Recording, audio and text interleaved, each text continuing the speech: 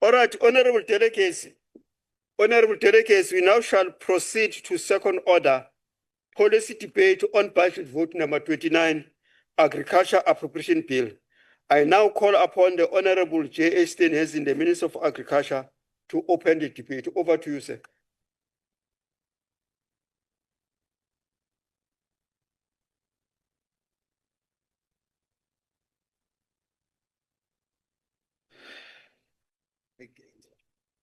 Honourable Chairperson, members of the National Council of Provinces, honourable delegates from our provinces, MECs of Agriculture present, colleagues and fellow South Africans. It is a profound honour to be able to be in this House to table the budget vote for the Department of Agriculture for the 2025-2026 financial year.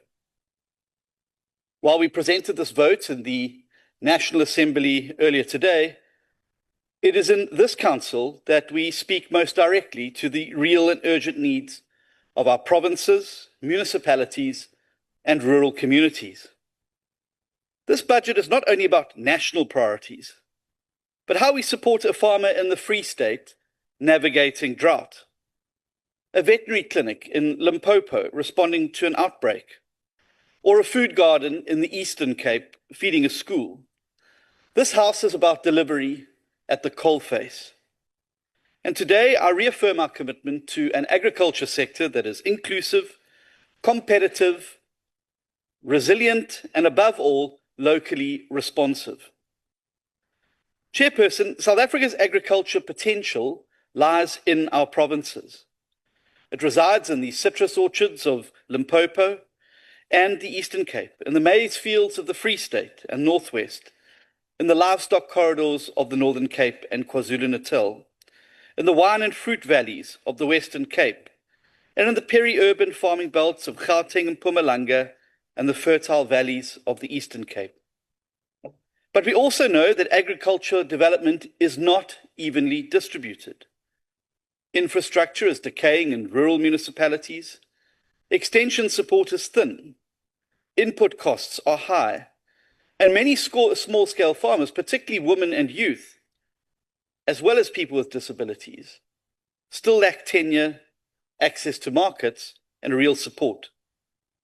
This budget is designed to begin closing those gaps. The Department's 2025-2026 budget is structured across 4 core programs. Firstly, administration, building a capable, ethical, and performance-driven department. Agricultural production, biosecurity, and natural resource management, which strengthens plant and animal health and improves climate resilience. Food security and farmer support, promoting household food production, nutrition, and targeted support. And economic development and trade and marketing, which focuses on expanding access to local and global markets and supporting inclusive growth.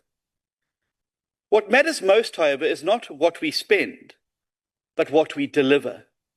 And that depends on coordination across the different spheres of government. Let me highlight the 4 critical priorities that will require full provincial and local partnerships with the Department of Agriculture. Firstly, strengthening biosecurity at a district level. Biosecurity is now one of the 7 national priorities, according to our annual performance plan, but it must be implemented provincially. The outbreaks of avian influenza and foot and mouth disease have taught us hard lessons. This year, we're deploying 50 animal technicians to assist in high-risk provinces. We're supporting vaccine rollout in KwaZulu-Natal, Gauteng, and Limpopo. We're strengthening provincial laboratories and border inspection posts, and we're enhancing disease surveillance through the National Biosecurity Hub in collaboration and partnership with the University of Pretoria. The second issue is food security and household resilience. Now, this is not just about production, it is about dignity. We're working with provinces to scale up school gardens, community food hubs, and home food units. Our 2024 2029 National Food and Nutrition Security Plan is being rolled out jointly with health, basic education, and social development. We're also promoting the cultivation of indigenous crops like amaranth and African leafy vegetables, because food sovereignty is also cultural sovereignty. Thirdly, we're working to revive farmer support and extension services. We will be aligning the 11 agricultural colleges with the national higher education system to turn them into centres of excellence. We believe that using our agricultural colleges as hubs of innovation, of partnership with sectoral bodies and industry players, as well as allowing them the freedom to be able to trade for their own accounts, will see those agricultural colleges turned into the hubs that they should be for the production of the farmers of tomorrow. Our internship program has already placed over 3,000 agricultural graduates, including in provincial departments. We've also just launched an extension week, which focuses on rebuilding technical support at farm gate level. In the last fortnight, we've held an extension week program where we rewarded those extension officers across the country and those agricultural support officers who've gone above and beyond the call of duty and have really got themselves involved in projects that have turned local communities into hubs of economic activity.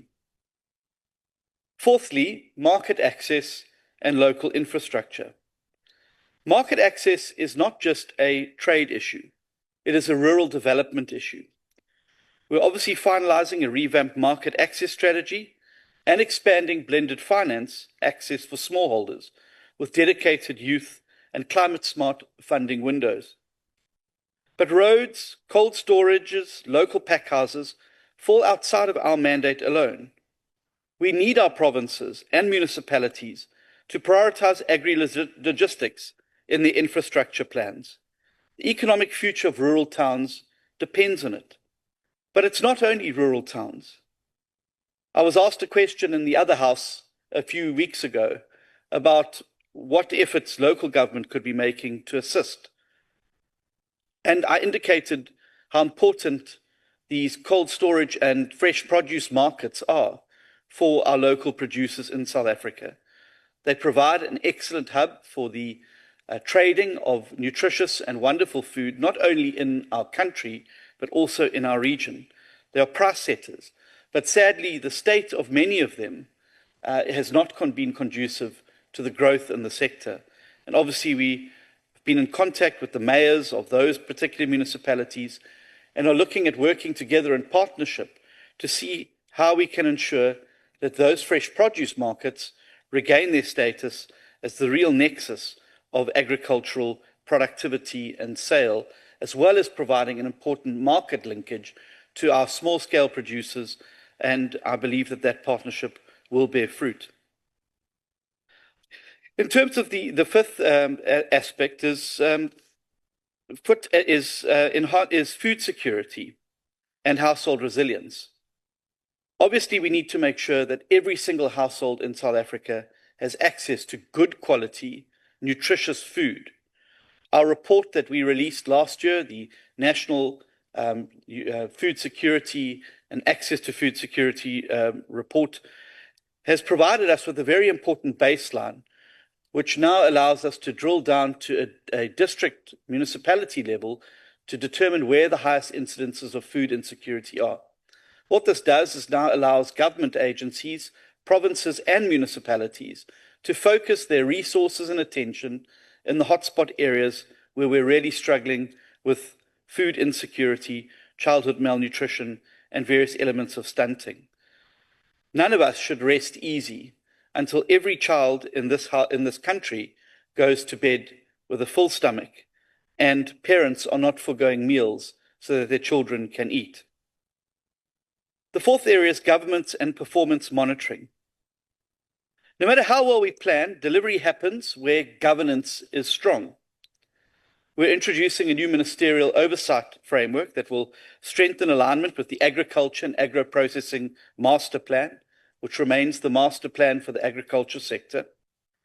We're going to institute biannual performance and audit reviews across all entities that report into the department. And we're going to make sure that we enforce consequence management and ethical compliance. Institutions like the ARC, OBP, the NAMC, and the PPECB must deliver on their mandates, and this cannot be optional. We have seen the consequences firsthand when organizations and entities like the OBP, for instance, have been allowed to slip into an era of decay and have stopped producing much of the needed vaccines that we require, including vaccines for foot and mouth, which we're now requiring to import from Botswana. In this regard, I'm very happy to indicate that the Agricultural Research Council is well underway with a foot and mouth vaccine for South Africa that will cover SAT 1, 2, and 3, and is now in the processes of scientific testing. If we can get this vaccine right, I believe that it opens up a huge potential for us to not only protect our own livestock industry, but to be able to export to the continent and other parts of the world. Chairperson, agriculture is not managed in Pretoria. It is grown in every province, town, and district of our country. The budget that we table today is not perfect. It's not perfect because we'd all like more money. We'd all like to be able to hire more people. We'd all like to ensure that extension officers are fully employed. However, the budget is purposeful. It lays the foundation for real delivery, local partnerships, and provincial impact.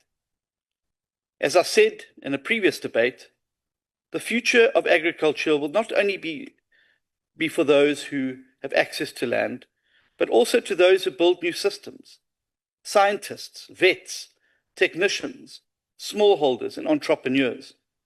And there is so much to invite new entrants into the agriculture space, particularly young people.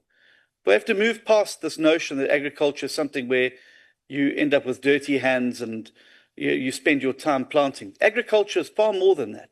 It's economics, it's science, it's technology, it's drones, it's AI, and so many other new exciting industries that are going to transform agriculture, massively improve our yields, and ensure greater food security for our country.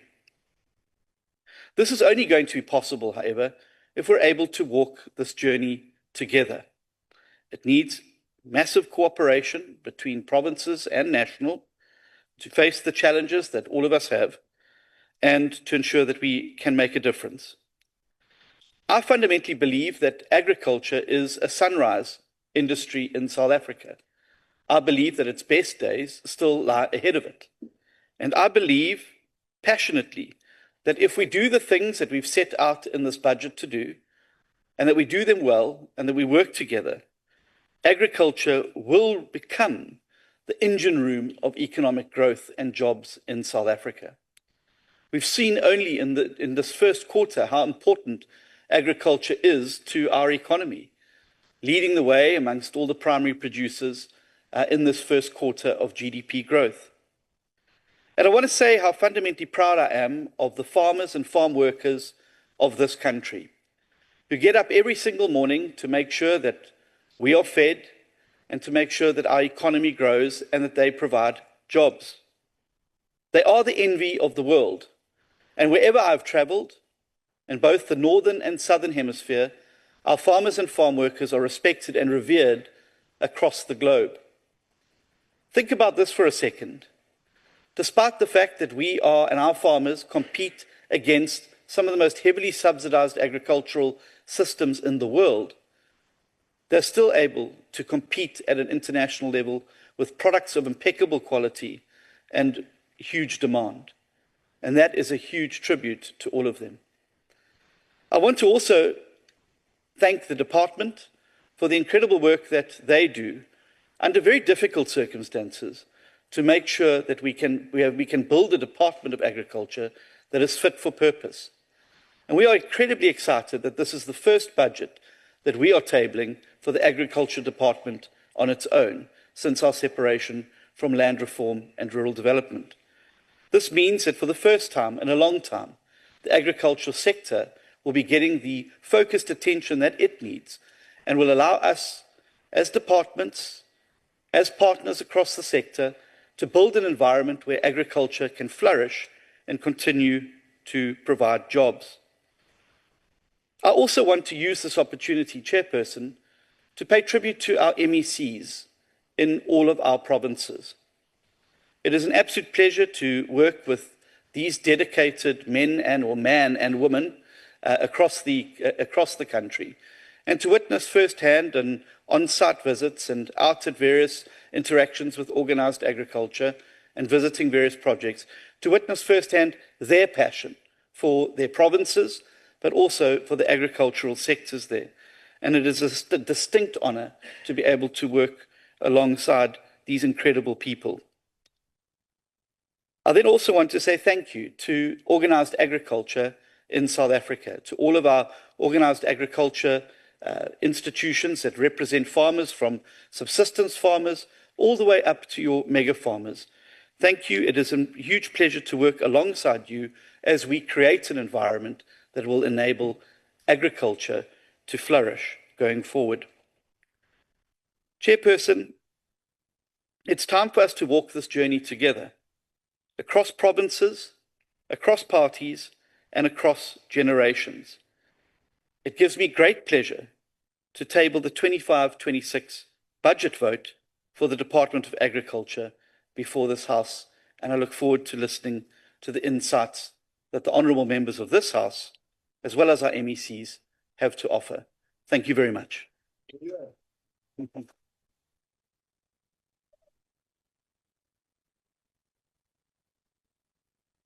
Thank you, Honorable Minister, for your input. And then the next speaker on the podium is Honorable M.G. Mudise, the Chairperson of the Senate Committee. Over to you.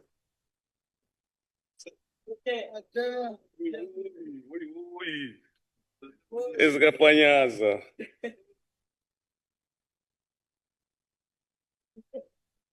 Chairperson of the session, Deputy Chairperson of the Council, Ministers, members of the Executive Council, present and on the platform, honorable members, all presiding officers, people of South Africa, Sanbonan.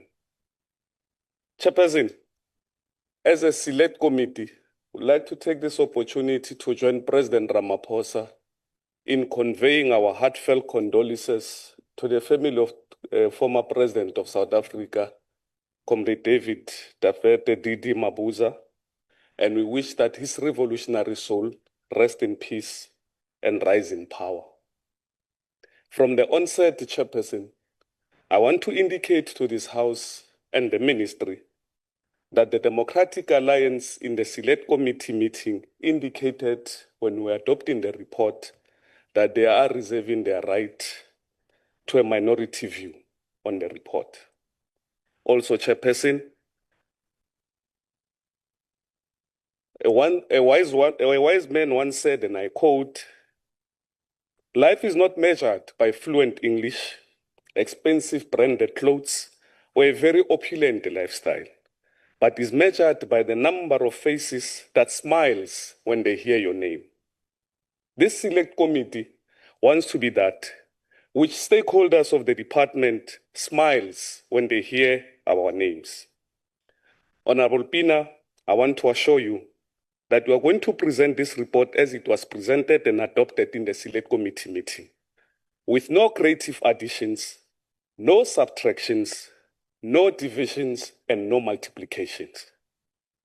With regards to the Onderpoort Biological Products Facility, the Minister acknowledged that because of years of neglect and maladministration, the Institute has lost its accreditation to produce vaccine, hence forcing South Africa to import the very same vaccine it used to produce. He explained that the department has prioritized this facility and is currently busy giving it an overhaul in order to regain its former status and upgrade laboratory and production facility, which will be inspected by Aspen Pharmaceutical Company. The freezer dryer system has also been replaced, and when inspected and operational, the institution will once more be able to make to take this place in the global vaccine market and once again supply South Africa and others with vaccines. The minister agreed with the sentiments that the farming community is an aging community requiring innovation and young participants. He informed the community that he recently attended a colloquium with farm stakeholders to address the matter and see how best young farmers, not you, honorable farmer, but young farmers, can be attracted to study at colleges. He further stated that he is currently in consultation with the Minister of Higher Education to have these agricultural colleges accredited for the NSFAS funding. In responding to questions relating to high food prices, the minister stated that the president has authorized ministers to address the matter and see how best to address the situation. The Department of Agriculture did a full analysis on the food value chain, identifying friction points and the red tapes in the system. By identifying and fixing these friction points in the system, it immediately passed on this cost saving down the value chain, with the consumers benefiting from lower prices, and further added that the department investigating what other day-to-day products can have this price adjusted so that the customers can benefit. When responding to food security issues, the minister stated that the misconception exists that mega or commercial farmers are the only contributors to the GDP of South Africa. Minister emphasized that small-scale or emerging farmers play the same role as we witnessed during the COVID-19 pandemic. He reported that it was later realized that if it was not for small-scale or emerging farmers, South Africa could have possibly witnessed a food shortage, and that small communities in some instances, small towns, were kept alive by these farmers. The challenge is right now, as he stated, was getting them linked to the value chain, which the department has now embarked on seeing how to assist them in growing, storing, transporting, and selling at the market. In return, he said the value chain produces more jobs. With regards to biosecurity, the minister admitted that the strategy will need to be a long-term one. The department is currently looking at how best to address foot and mouth disease by being realistic and admitting that it can never be completely eradicated, as the disease is endemic to animals for certain areas of the country. And the department wishes to adopt a strategy used in Brazil to modify so that it's able to suit our current climate conditions. This involves mass vaccination throughout the country, then pushing foot and mouth animals back to the endemic areas and monitor and control their movement. It was further stated, because we no longer produce vaccine containing the spread of foot and mouth disease, has affected our beef and has been put on the restriction list worldwide, despite it being one of the best beef in the world. The strategy is currently out for comment amongst various stakeholders to buy into the strategy. With regards to the message from farmers on the ground, a rapidly evolving technology, there are feelings of hope and optimism on the ground, with concerns about poor roads, inadequate policing, dilapidation of municipal infrastructure, poor export controls, and congestion, to name but few. Technology, on the other hand, is moving at a rapid pace, and legislation is needed in South Africa to keep up with climate resilience and modern farming techniques. Although agriculture is not subsidized, farmers in all sectors have managed to navigate all obstacles thus far. The department hopes to help small-scale farmers grow through the introduction of technology, such as introduction of the technology on the Act 36 application, making it streamlined and accessible. The minister agreed that hemp has a huge potential, especially in the Northern Cape, which is a coastal province, and that he would like to return to the committee and do a presentation on hemp and how the department is moving forward with the product. Sustainable land use management was another matter discussed, where the committee was informed that the department is currently surveying agricultural land with good soil and how to harvest it in a sustainable manner.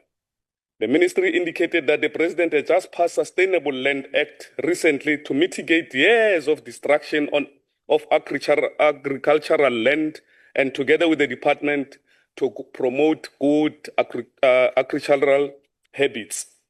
The following are findings and recommendations from the committee The committee expressed concern with the current biosecurity challenges facing the red meat industry, and in particular, the country's struggle to contain multiple foot and mouth disease outbreaks over several years.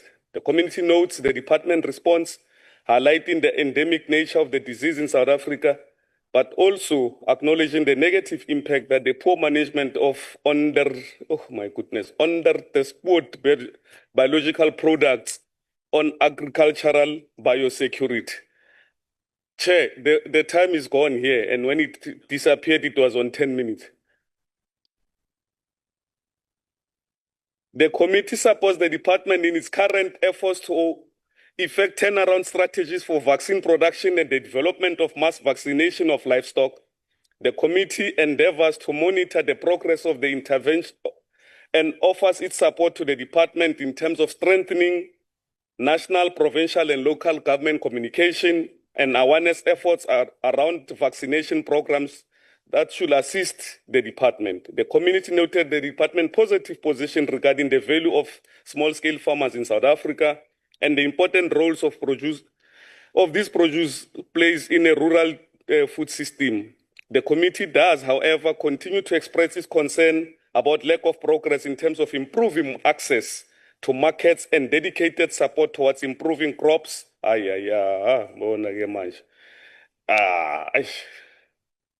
It is recommended that in conjunction with the relevant Ncop committees and National Treasury, reconsider the financial implication, Honorable Ndlovu and Honorable Lekhwase.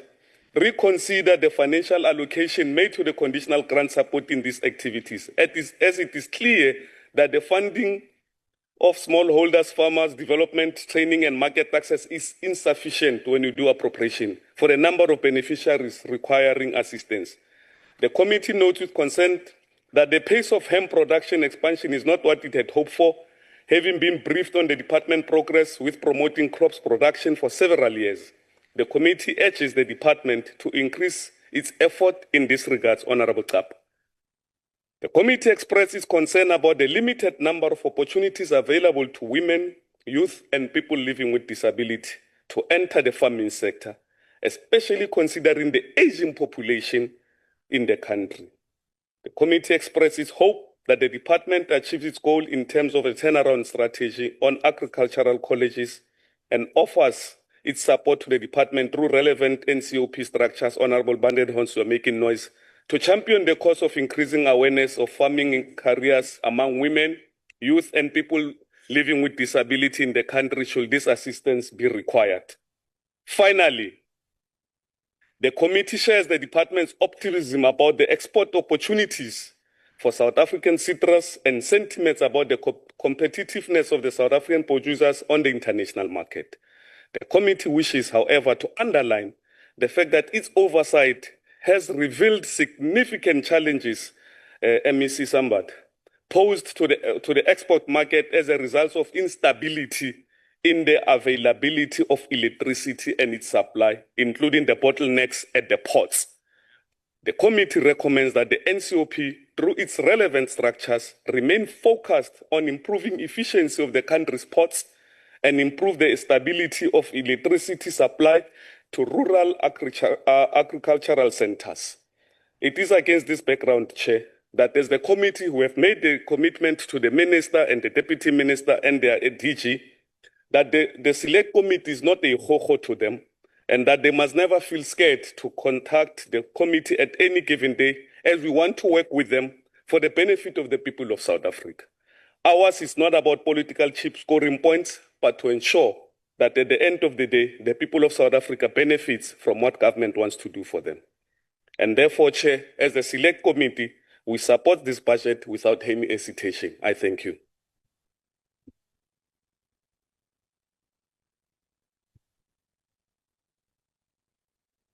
Thank you very much, Honorable Modise. Honorable delegates, I am aware that this has been a long session. We started at 2 o'clock and it's still going to go on a bit longer. So while I was out, I went and prepared some refreshments for you. Out that door, there's some sandwiches and tea and coffee and so on. So Whenever you feel like it, please step out, but not in large numbers. Let's not deplete the House, but do feel free to do that. Honorable members, our next person to the podium will be the Honorable Pinar. Honorable Pinar, you have 8 minutes.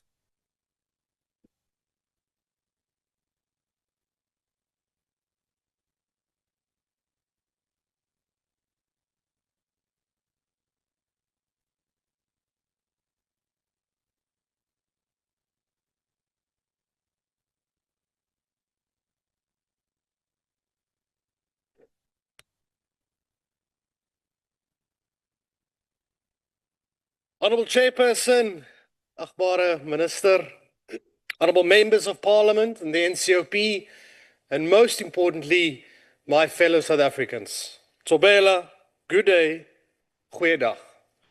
Chairperson, I must commend my Chairperson of the Select Committee, Honourable Modise. His report on the Select Committee was free from any political ideology. The first one I've heard yet. Chairperson, from the onset, it must be stated that agriculture contributes nearly 3% to South Africa's GDP, but when considered the entire value chain, that figure rises to almost 12%. Equally important, the sector accounts for approximately 10% of formal employment in the country. It is both fitting and encouraging that agriculture now functions as a standalone department under the leadership of Minister Syeenhuisen. We are already seeing the green shoots of what is possible. In fact, agriculture was the biggest contributor to GDP growth in the first quarter of this year, growing by more than 15%. This demonstrates the power of focused leadership and a sector that, if well supported, can anchor South Africa's recovery. According to Stats SA, without the boost from agriculture, GDP would have contracted by 0.3%. As indicated by Honourable Modise, we as members of the Select Committee scrutinised the annual performance plan and the department's budget into the late hours of the night. Several key priorities stood out, none more so than the proposed investment in young and emerging farmers. Chairperson, it is deeply concerning that the average age of a South African farmer is 62 years old. These farmers currently sustain a large portion of our food security. Within the APP, however, we now see seeds being planted literally and figuratively for the next generation of farmers. This plan goes beyond the distribution of tractors and bags of feed. It recognizes that market access is the true barrier for many small-scale farmers. They can grow food, yes, but without integration into the broader value chain, their efforts cannot translate into economic growth and food security. Connecting farmers to the market and to each other and to the community is key. Risks do remain, biosecurity chief among them. Food and mouth disease continues to pose a serious threat, but recent progress has been encouraging. The importation of hundreds of thousands of vaccines from Botswana has helped stem the tide.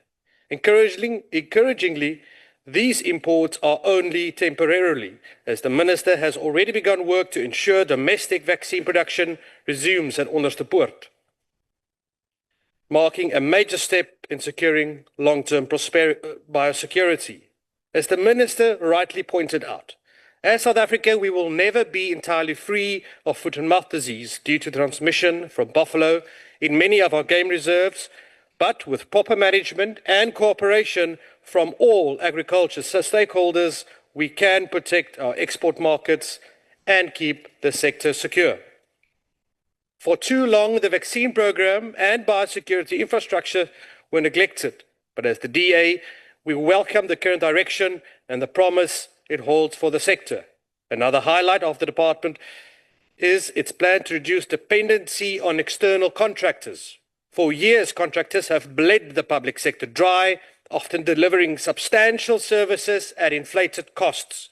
We are pleased to see a commitment to utilizing in-house government skills and resources.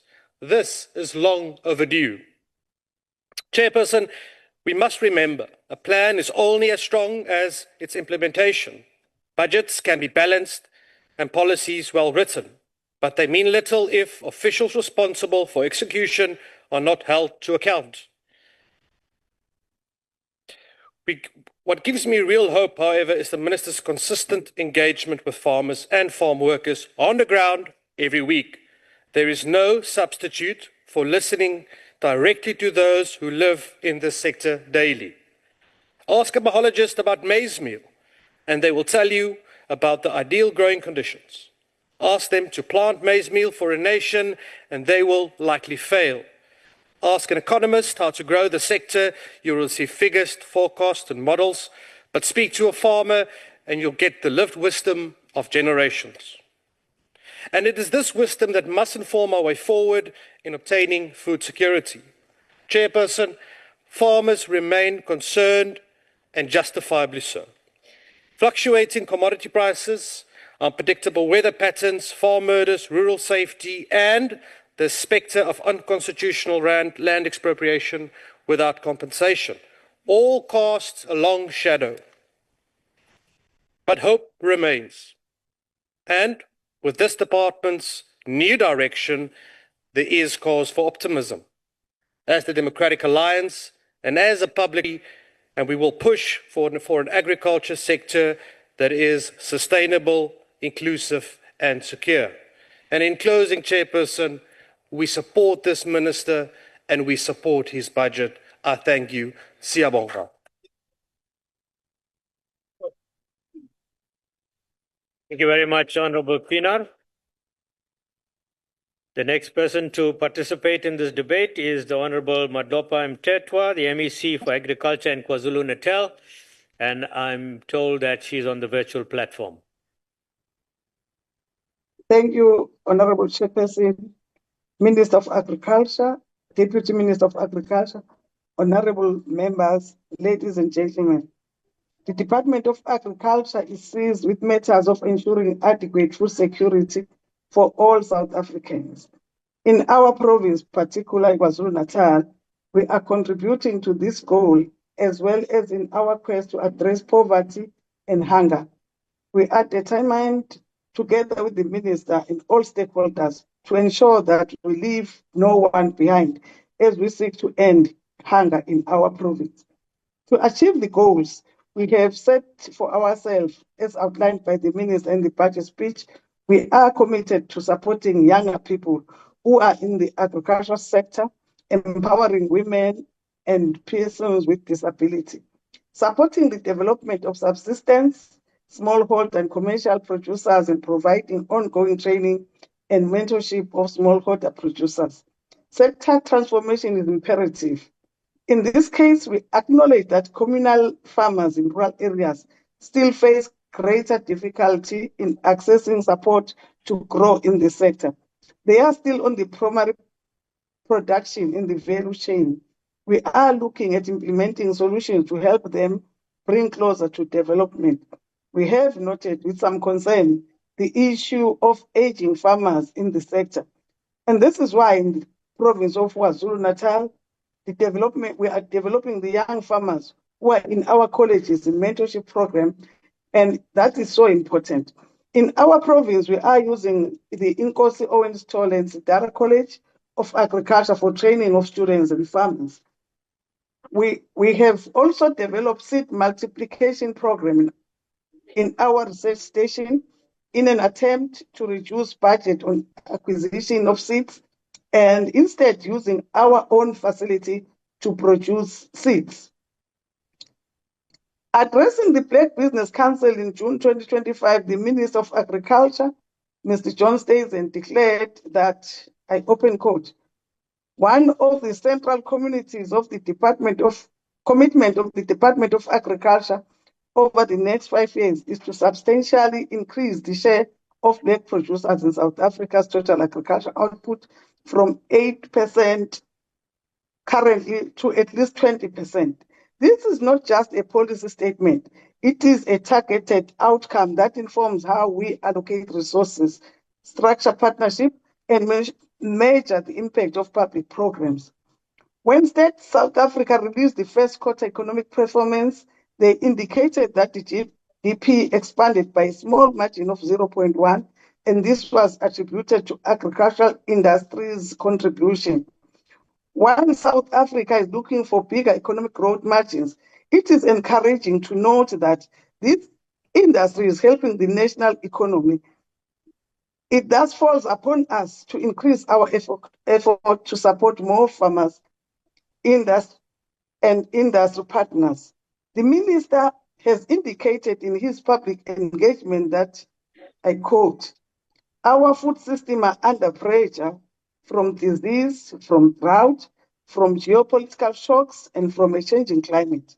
It has become even more evident for all of us in the sector that we need additional attention to the issue of biosecurity and disease management, given the impact that disease outbreak on economies such as ours in KZN. We therefore welcome the proposed establishment of the Biosecurity Council by the department as communicated today. This is going to help a lot, especially in our province. Our province has intensified effort to manage the foot and mouth disease outbreak. We have ensured provision of additional vaccine to cover a wide area.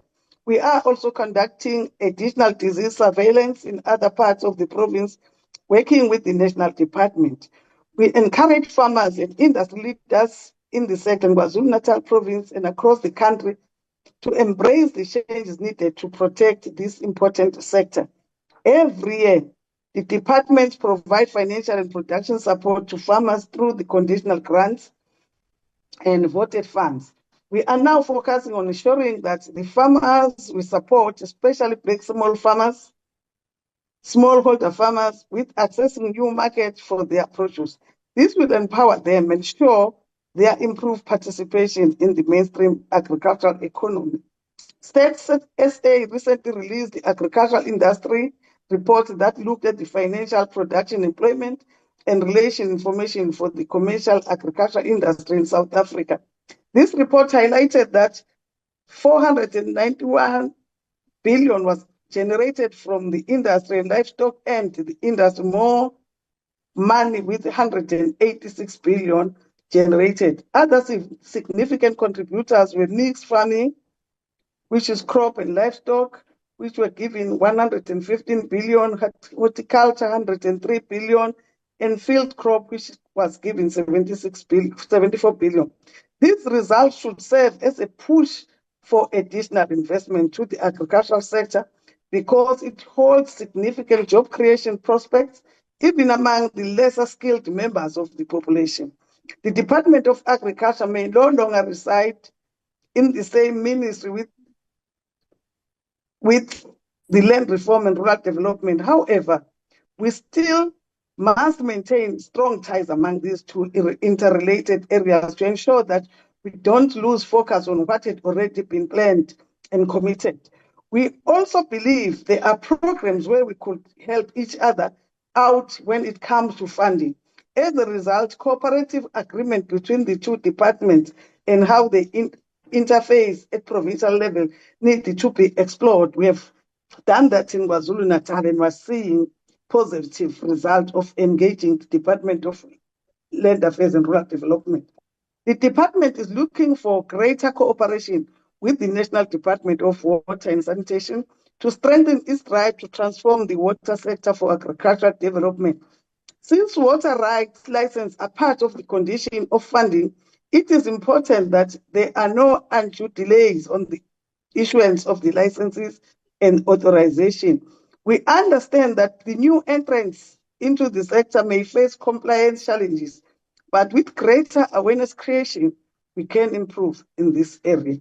As we stand here today, we are fully aware that our industry is faced by several challenges that include access to land, access to funding, securing markets, technological adaptation, and economic pathway to livelihood survival. However, the budget vote presented here by the minister brings hope that we're moving in the right direction to resolve these issues.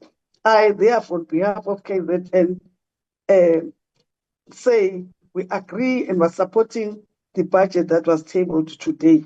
I thank you. Thank you very much, Honorable Madlopa Mtetwa. The next honorable member is Honorable MEC from the Eastern Cape. Honorable Kontiswe, you have 10 minutes.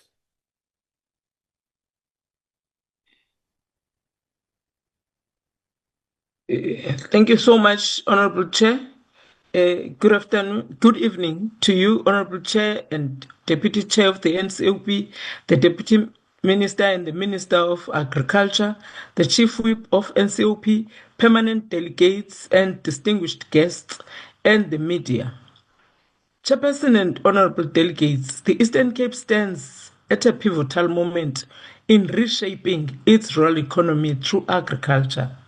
The agriculture sector in the province has been identified as the mainstay and as one of the economic growth frontiers to address the seventh term government priorities: inclusive growth, job creation, reducing poverty, and tackling high cost of living. We are reawakening the sleeping giant of South Africa's agricultural scene, offering the country with special opportunity for broad-based growth in agriculture that will ensure that widely shared income and employment benefits. The agricultural and agro-processing master plan's emphasis on inclusive growth and growing agriculture sector is fully supported by the provincial priority programs. The Eastern Cape, therefore, has to focus on our 5 priorities, which includes the first and foremost priority is improving food security. The high cost of living and unemployment are major drivers to household food insecurity. The recent report of the National Food and Nutrition Surveys showed that 20% of households in the province are severely food insecure. During the tabling of the budget speech, the Eastern Cape Legislature, I said that ngokungakhuseleki okumandla kokutya kunye nokungondleki kweli phondo lethu ngeli licala elizwe loMzantsi Afrika lelona xesha libalulekileyo kuthi. This led to a clarion call, calling and urging citizens to alleviate food insecurity from a household issue to a shared community responsibility. This was saying communities must then come together in fighting household food insecurity through the old age tradition of ilima lokulima. This is where the Eastern Cape is implementing the household food production program in partnership with traditional authorities, community developers, NGOs, and other interested organizations. This includes training starter packs and linking community producers with feeding schemes and school nutrition programs. This program is targeting communities through household producing in food surplus household needs, and those can supply communities with food in more affordable price. The second priority is partnership for growth. The province, the home of legends, the Eastern Cape, commercialization approach is anchored in partnership that are to ensure that communal and land reform lands are productive in the province. The partnership success has been demonstrated in increase in grain production in the rural areas. These grain partnerships have led to various spin-offs where the Mfentane, where there's a partner of Foodpole, developed a commercial grain banker to market communal produced grains, which is yellow maize and soya beans, in the OR Tambo and Crescent district. Small to medium enterprises have managed to develop mechanizations capacity through these partnerships with Ukanyo Farmer Development and Dalasile Agripark, respectively. The province has forged strong ties with the commercial sector, evident in the inclusion of Agri Eastern Cape CEO Mr. McMara a member of the Premier's Investment Council. The Eastern Cape has partnership agreements with wool organizations, Cape Wools SA and Eastern Cape Communal Wool Growers Associations. These partnerships are critical for value chain integration, access to inputs, and improving smallholder competitiveness. Further, from industry, the Eastern Cape is extending the partnership with the developed finance institutions. Thereby, first agreement has been signed with Land Bank and Agricultural Bank of South Africa to develop funding tools to support smallholder and rural farmers. The Eastern Cape is further engaging the private sector to ensure that production is guided and supported with market access, use of latest production technologies, and access to development funding. On biosecurity. Biosecurity is everybody's responsibility. The provinces over the period has not been spared in the scourge of the outbreaks of trade-sensitive diseases, both in animal and plants. The diseases always affect high-value commodities, not to be accepted by international markets. The current threat in the cloven animal, that is foot and mouth disease. The province had outbreaks in 2 municipalities. These diseases were declared in Sarabatman and partly of Buffalo City.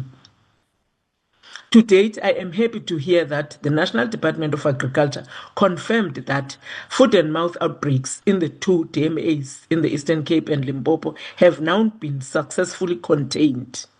The lifting of movement restrictions in these regions follows extension vaccination campaigns and serological surveillance, and no new cases reported in the recent months. We must be happy for that.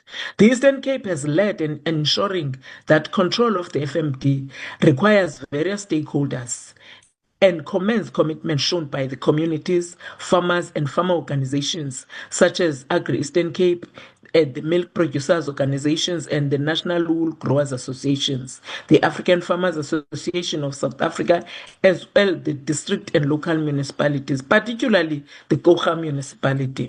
The province applauds the joint efforts that led to successful containment of the FMD, especially the swift collaboration across veterinary services, municipalities, and producer organizations.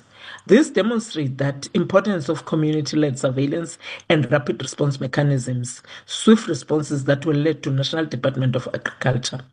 The other priority is providing effective support for farmers to ensure inclusive, viable, sustainable, and profitable farming operations.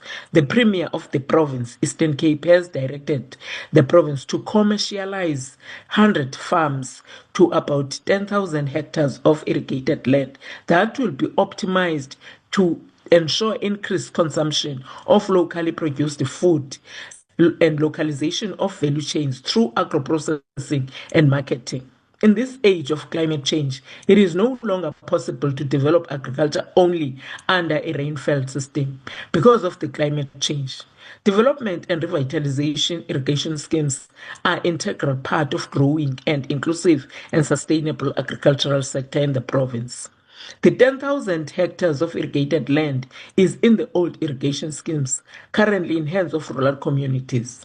The Department of Water and Sanitation has initiated revitalization of bulk infrastructure in Noga, Krisani, Pamata, and Case Kamahoko, covering about 7,000 hectares, while the province is developing detailed of proposals with Infrastructure South Africa and the World Bank to unlock further funding. The dilapidation of the unfilled irrigation production infrastructure required agro-processing infrastructure and access roads needs special investment from the government funding tools. The province is working with Infrastructure South Africa and World Bank to develop infrastructure funding proposals and business plans. This support is aligned to our goal of transitioning emerging farmers into viable agribusiness with youth and women in the center. So we want the emerging farmers to at least graduate now to be commercial farmers. The 100 farms commercialization program is targeting land reform farms and privately acquired farms by black farmers. This program is focusing to improve business compliance, which is business plans, registration, SA gap, record keeping for access to funding, production, infrastructure, mechanization, equipment, and machinery, and access to markets. The program entry will focus on training and recognizing farmers as business people and transforming the farmer typology from old man-dominated sector to youth and women-accepting sector. This is transformation. The agriculture growth will be supported through increased grain and oil seeds, red meat, poultry, citrus, deciduous fruit, and animal fiber chain development. These commodities will be grown in communal and smallholder farmers through aggregation approaches, either the land production where intentions is to achieve scale production and competitiveness. Thank you very much, Honorable MEC. Your time has expired. Thank you. Thank you. The next honorable member to speak on this debate is the Honorable van den Berg, who has 5 minutes.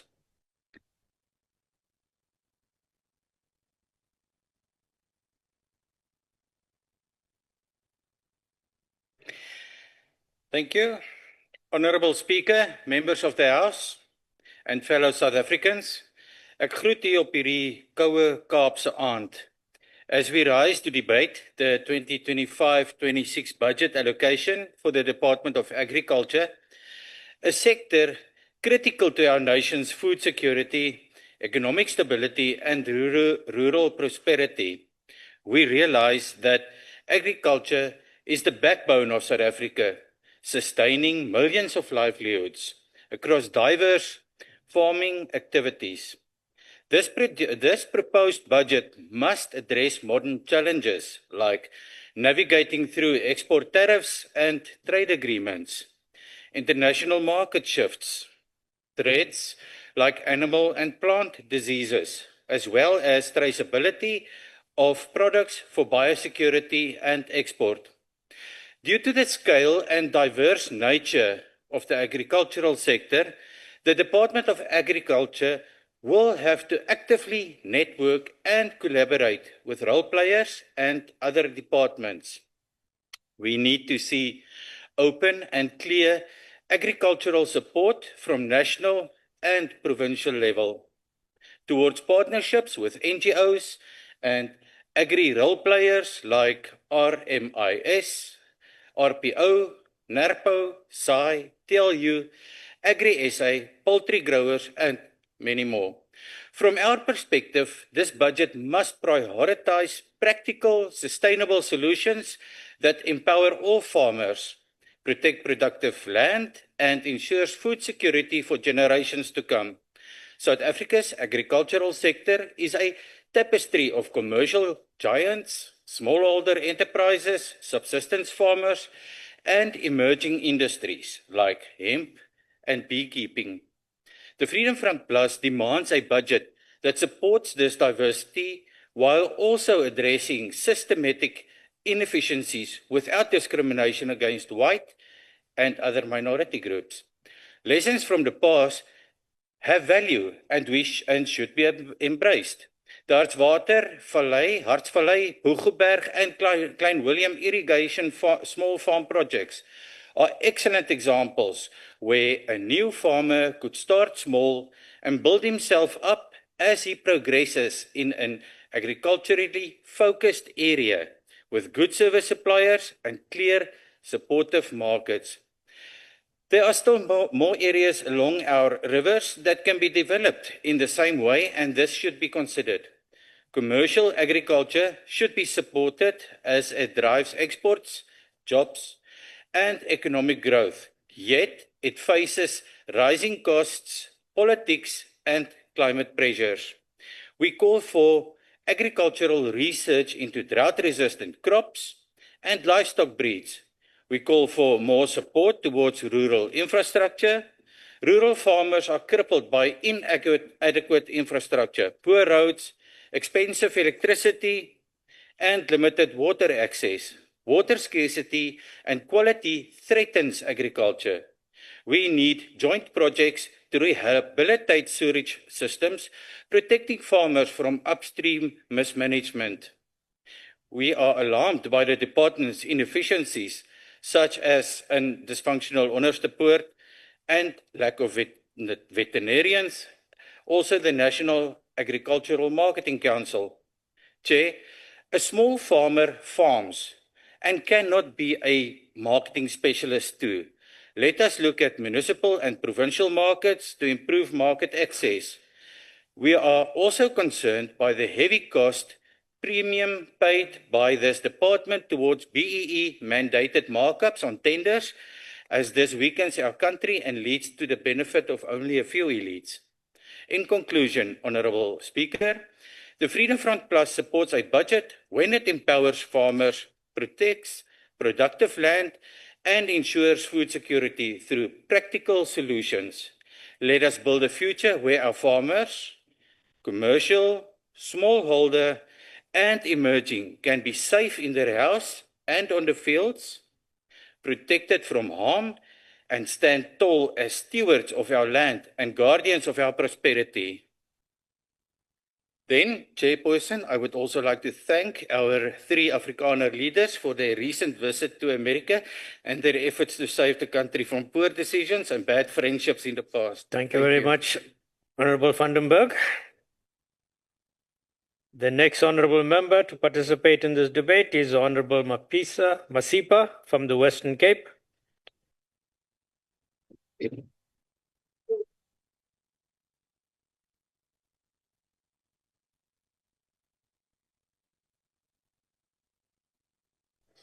As Chairperson, Minister Syeenhuisen, honourable members, South Africans at large, we debate this agriculture budget vote today while the country is grappling with some of the most basic elements of governance. An inability to fund basic service delivery, delayed and inadequate response to disasters, and the continued unfair allocation of equitable share to the Western Cape. These are foundational issues, the kind that first-year governance students should understand. The Government of National Unity has inherited the failures to meet even this threshold. National government should serve as a model to provinces and municipalities on how governance should be done. This morning, we woke up to the alarming news that South Africa, along other countries, has received letters regarding increased tariffs on export to the United States of America. This development is a serious blow to the Western Cape economy and South Africa as a whole. Let us be clear. The Western Cape works because we get the basics right. We partner with global stakeholders to find common solutions to shared challenges. We engage proactively with international partners and the diplomatic corps, not only to safeguard the African Growth and Opportunity Act, AGOA, but also to expand our export footprint as outlined in the Growth for Jobs strategy. This approach directly supports our farmers, farm workers, and the agri-exporters.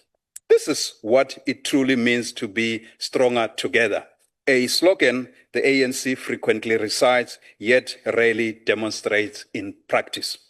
Here is why this matters. The Western Cape contributes over 50% of South Africa's primary agricultural export, thanks to AGOA, a critical access to US market, particularly for our citrus industry. Any disruption to this trade relation will cost jobs, devastate the livelihoods of thousands of farm workers, and cripple rural economies across the country.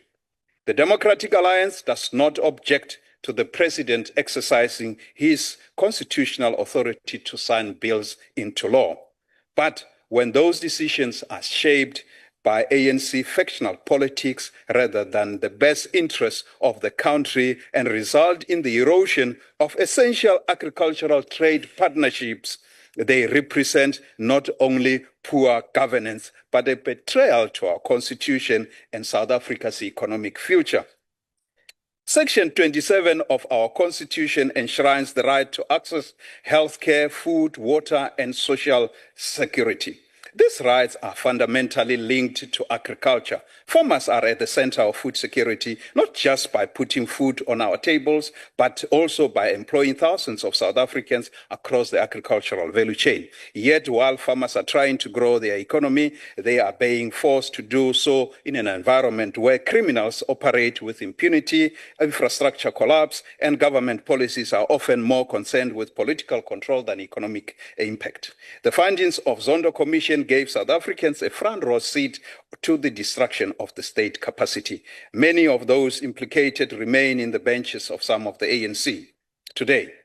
The DA raised legitimate concerns about the so-called Transformation Fund, a mechanism more interested in feeding ANC-aligned elites than empowering real emerging farmers. House Chair, we cannot in good conscience fail to raise the ongoing concerns where the political priorities of the ANC consistently take precedence over the pressing needs of the agricultural sector and the millions who depend on it.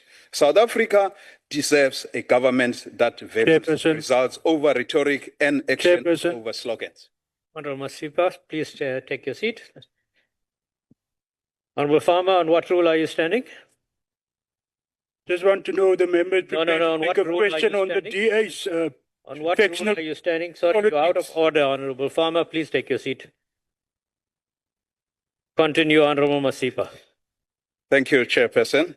The Democratic Alliance remains deeply concerned that the Western Cape continues to be shortchanged in terms of its equitable share from the National Treasury.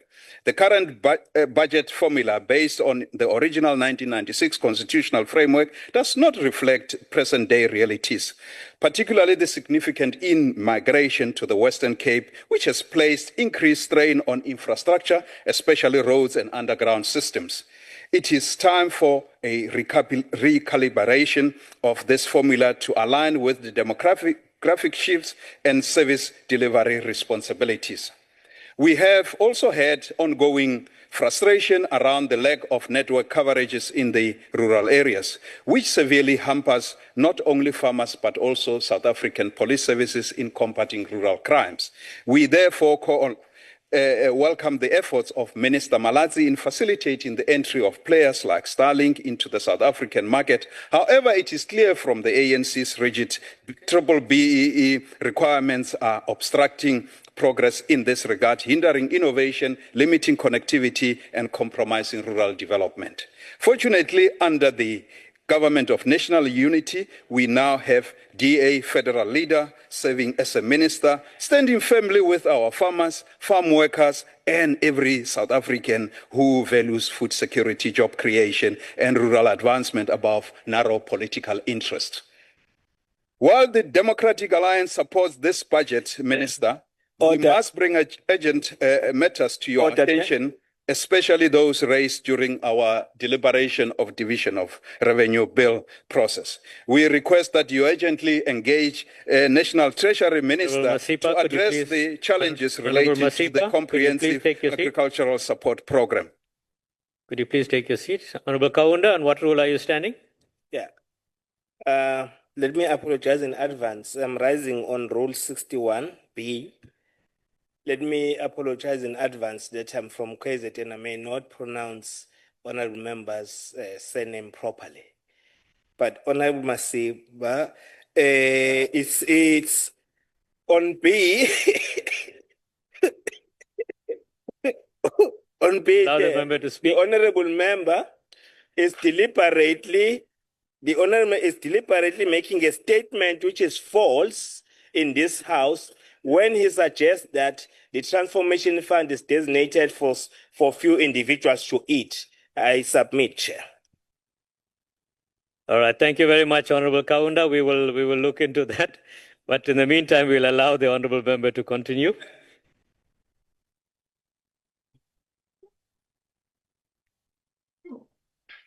As Chair, around 2017-2018, CASP was moved from Schedule 4 to Schedule 5 of the PFMA.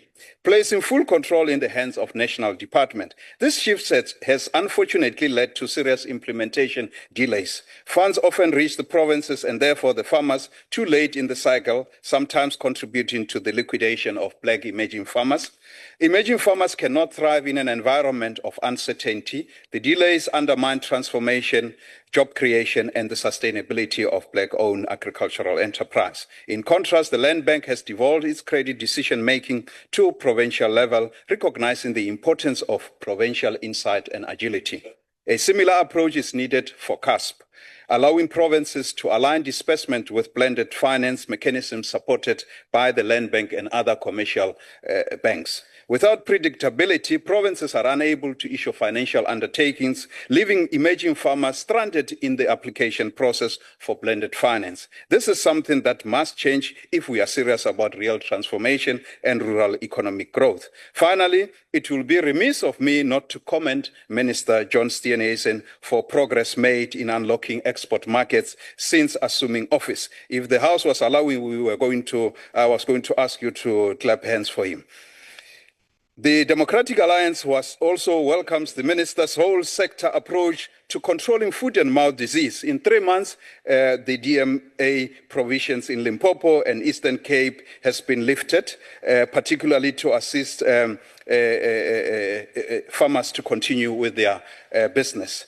But, Minister, I would also like to urge that we need some law enforcement to help preventing the illegal movement of livestock from FMD infected zone to clean areas. We further welcome the recent success in securing access to Chinese market for South Africa's livestock and animal products, an important milestone in boosting agricultural export, rural development and job creation, and understanding that livestock contribute over 50% or almost 50% of the GDP in agriculture. House Chairperson, if we are to break the cycle of poverty, unemployment and economic stagnation, then we must invest boldly in the sectors that are already showing promises. That is exactly what the Democratic Alliance is doing in the Western Cape, where our growth for job strategy is targeting high growth industries like agriculture, agri-tech, and agri-processing to create sustainable jobs,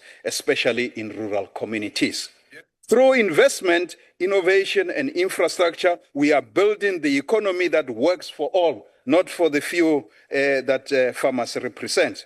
The Western Cape should not be punished for its success, it should be emulated. If national government is serious about growth, then it must look to how the DA governs for inspiration. In our current economic crisis, there should only be one priority: growth and jobs, which the GNU ministers of the DA are pushing. That is the DA's mission, and that is how we will secure a better future for every South Africa in 2029 when we take over as a government of South Africa. I thank you, Chair.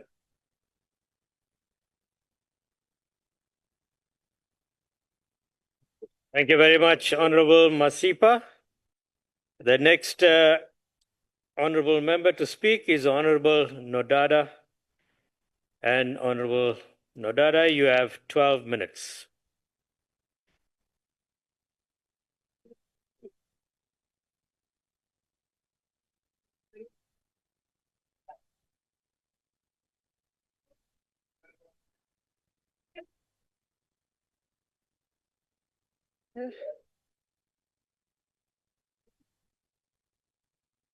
Honorable Deputy Chairperson, Honorable Minister and Deputy Minister, Honorable MECs on the platform, permanent delegates and special delegates, departmental delegation, distinguished guests, fellow South African, I greet you all. Honorable Deputy Chairperson, allow me to speak on budget vote number 29 for 2025-26 as tabled by the Honorable Minister and Chairperson, eyeing with particular interest the creation of jobs and opportunities for our youth. The 7th Administration's Medium-Term Development Plan 2024-29 underlines that driving inclusive growth and employment for young people is a national imperative. Agriculture is a sector of enormous potential to absorb young workers in fields like agro-processing, logistics, and in green economy, while on the other hand, bolstering food security. This budget should therefore be leveraged to empower the next generation of farmers and agripreneurs. Honorable members, before me, there was an honorable member who was standing here who did not debate at all on the vote, but only was obsessed with the ANC. He only took 2% of the vote by the minister. Honorable members, note that vote 29 has set aside funding for youth agricultural skills and enterprise development. This is not new, members of this House, in this term. The Rural Youth Service Corps, for example, has already had this ambitious target in 2023-24, and it recruited 4.5 youth and aims for about 1.5 per year thereafter, with some fluctuations, of course. The Corps members are placed on farms and agribusiness so that they gain training in production, animal care, marketing, and more. This is a good program which we wish to see the department pushing to scale up, that the stipend and outreach can increase and more unemployed youth in the rural areas can join. Honorable House Chair, the considerable allocated funds to build agricultural colleges to extend training is welcome. The ENE shows that within food security program, about 0.7% of spending is on training and development. This includes short courses in climate-smart agriculture, agro-processing, and farm management. We support these efforts and will advocate that more of its share to go to bursaries and apprenticeship schemes for rural youth.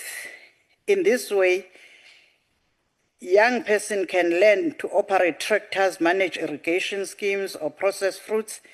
I mean, skills that make them employable on model farms or in startup food enterprises. Supporting youth farmers and entrepreneurs requires cutting red tape, as have mentioned before, and facilitating access to land and finance. The Strategic Plan 2025-2030 clearly states that the drive for inclusive growth in agriculture sector emphasizes the importance of empowering women, youth, and vulnerable groups. This means breaking down barriers such as prohibitive capital requirements or lack of title deeds. Here, the Black Industrialists and Agri-BEE funding schemes must be agile. For example, fast-track loans, youth cooperatives, as the estimate of national expenditure notes in agribusiness sub-program. Honorable members, the department has begun reconfiguring blending funds and extension services to better suit smallholders, many of whom are young. The department must ensure that this continues. For instance, a newly qualified farmer should find it easier to secure Mafisa support or join a funded township farming hub than in the past. Honorable House Chair, the department must leverage the Presidential Employment Stimulus and Agro-Processing Master Plan to generate jobs for youth. Already 750 million has been allocated for a presidential NARISEC-style rural youth employment scheme. This must be deployed quickly, Honorable Minister and Honorable Deputy Minister, by creating 10,000 new jobs, for example, in large-scale land reform projects where youth receive on-job training, At the same time, implementation of agricultural master plan must emphasize labor-intensive value chains that can absorb young hands. Also, there must be honesty about limits in this regard. The total vote 29 budget allocation is 17.371 billion, an increase to be shared across the large sector and all provinces. We acknowledge that it may fall short, but we urge that the department work on what it has at hand without crying for shortages. On youth programs, our youth programs must therefore be strategically targeted. Eastern Cape and Free State have already ring-fenced portions of their grants to youth in farming. This is highly applauded. Though we call for standardized youth quotas to ensure that young people and not that it benefits young people and not actually the old people that would be recruited. The department is encouraged to find innovative solutions like partnership with NGO training centers or with Land Bank to able to meet its target. The strategic plan declares its vision of an agricultural sector where women, youth, and vulnerable groups actively participate.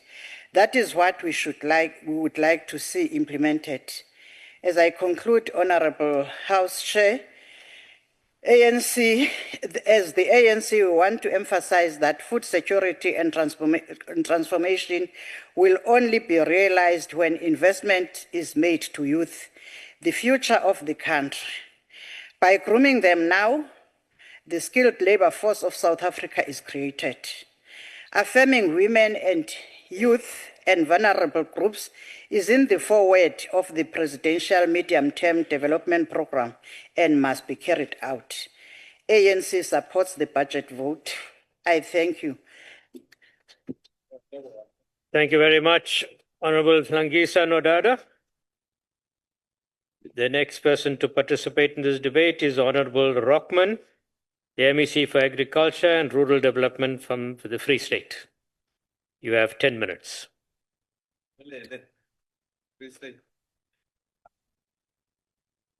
Thank you very much, Chairperson. Good evening, Honourable Minister, Deputy Minister, and Honourable Members. We appreciate the opportunity to contribute to the debate tonight. The Crop Estimate Committee's March 2025 and final winter 2024 estimates confirm that the Free State remains the agricultural backbone of South Africa. We are one of the most productive crop-growing provinces as the country's #1 producer of white maize at 52%, sunflower at 51.5%, and soybeans at 47.3%. The Free State is also the leading groundnut producer at 47% and second in sorghum at 32.6% and dry beans at 33.2%. We also play a leading role in the livestock sector, especially with cattle and sheep farming. We account for approximately 20.3% of the national sheep herd and about 16% of the national cattle herd. Our heavyweight in grains and livestock means that our fortunes greatly influence South Africa's food security and commodity exports. But this dominance also means that climate shocks in the Free State like droughts and flood have outsized economic impact. So diversifying and adding value to this production is critical for resilience and growth. On food security, Honourable Chairperson, despite the performance of our agriculture sector, the Free State still experiences unacceptable high levels of food insecurity. Statistics of the most recent National Food Security Survey indicates that only 36% of people in the Free State is food secure, while 68.4% are vulnerable to food insecurity, with 21.6% severely food insecure. Contributing to the implementation of the National Food and Nutrition Security Plan, we are establishing and maintaining anchor food security projects in every district of our province. Some of these include AFASA's 23 series program with approximately 500 beneficiaries in Kwakwa, in the Thaba Mfutsanyani district, and the Eden Community Development Initiative with about 12 participating cooperatives in Edenville in the Fizili Derby district. In addition, we collaborate with our provincial departments of Education, Health and Social Development to establish food gardens at schools, clinics, hospitals, as well as CNDCs. We have already heard of the cautious optimism that the agriculture sector is showing signs of recovery based on the Q4 2024 and the first quarter of 2025 statistics. And we have taken note of the most recent developments regarding the imposition of the 30% trade tariff by the USA and our Honourable President's response thereto. We have to stand still and reflect on veterinary services and particularly foot and mouth disease in the country. Our recovery of the agricultural sector is uneven and constrained as a result of these challenges that we face. And the Free State is particularly vulnerable to the outbreak of foot and mouth and other animal disease, as it is surrounded by almost all other provinces. We support the Honourable Minister's recent statements regarding the need for a sustainable, nationally coordinated FMD vaccination program and a traceability system that meets international traceability standards, that is digital, decentralized, and inclusive. We remain supportive of provinces that are still grappling to bring active foot and mouth disease under control. We continuously monitor the management of the FMD outbreak in surrounding provinces and its potential impact on the Free State. Our Chief State Veterinarians, supported by animal health technicians, are located in areas most vulnerable to the spread of foot and mouth along the Gauteng and KwaZulu-Natal borders. We have initiated a wide range of actions to ensure appropriate biosecurity measures are implemented and maintained, and this includes specific focus on auction houses and speculators. The determination and commitment of the Eastern Cape and Limpopo provinces have yielded positive results, as both provinces have now successfully contained the spread of foot and mouth disease. The critical role of veterinary services rendered by provincial departments cannot be overemphasized. During May, our provincial veterinary laboratory in Kroonstad obtained full SANAS accreditation for the testing of bovine brucellosis, and this achievement comes after 10 years of hard work and commitment to retain our accreditation. And this will, of course, enable us to assist our farmers to prevent huge economic losses, whilst also benefiting the public, increasing the confidence in the safety of our meat and dairy products. Our provincial veterinary services continue to render invaluable services to our stakeholders with our 9 provincial primary animal health care facilities, assisting over 14,000 clients and issuing over 10,000 export permits, amounting to in excess of 1.5 billion during the 24-25 financial year. But let us be clear that there is a dire need for a specific financial injection into veterinary services in the public agriculture sector. And that is, we require new funding, new money, not a restructuring and reshuffling of money within existing grants. National Treasury's 30 May 2025 presentation, entitled Government's Response to the May 2025 Parliamentary Fiscal Framework Hearings, reflects on additional funding for frontline workers since the 2022 MTF. In essence, it reflects that mainly the education, health and security cluster received additional funding in the 2022 and 2023 MTF periods, and this pattern repeats itself in the 2025 MTF. One must argue that frontline services are not the exclusive domain of the SHE departments.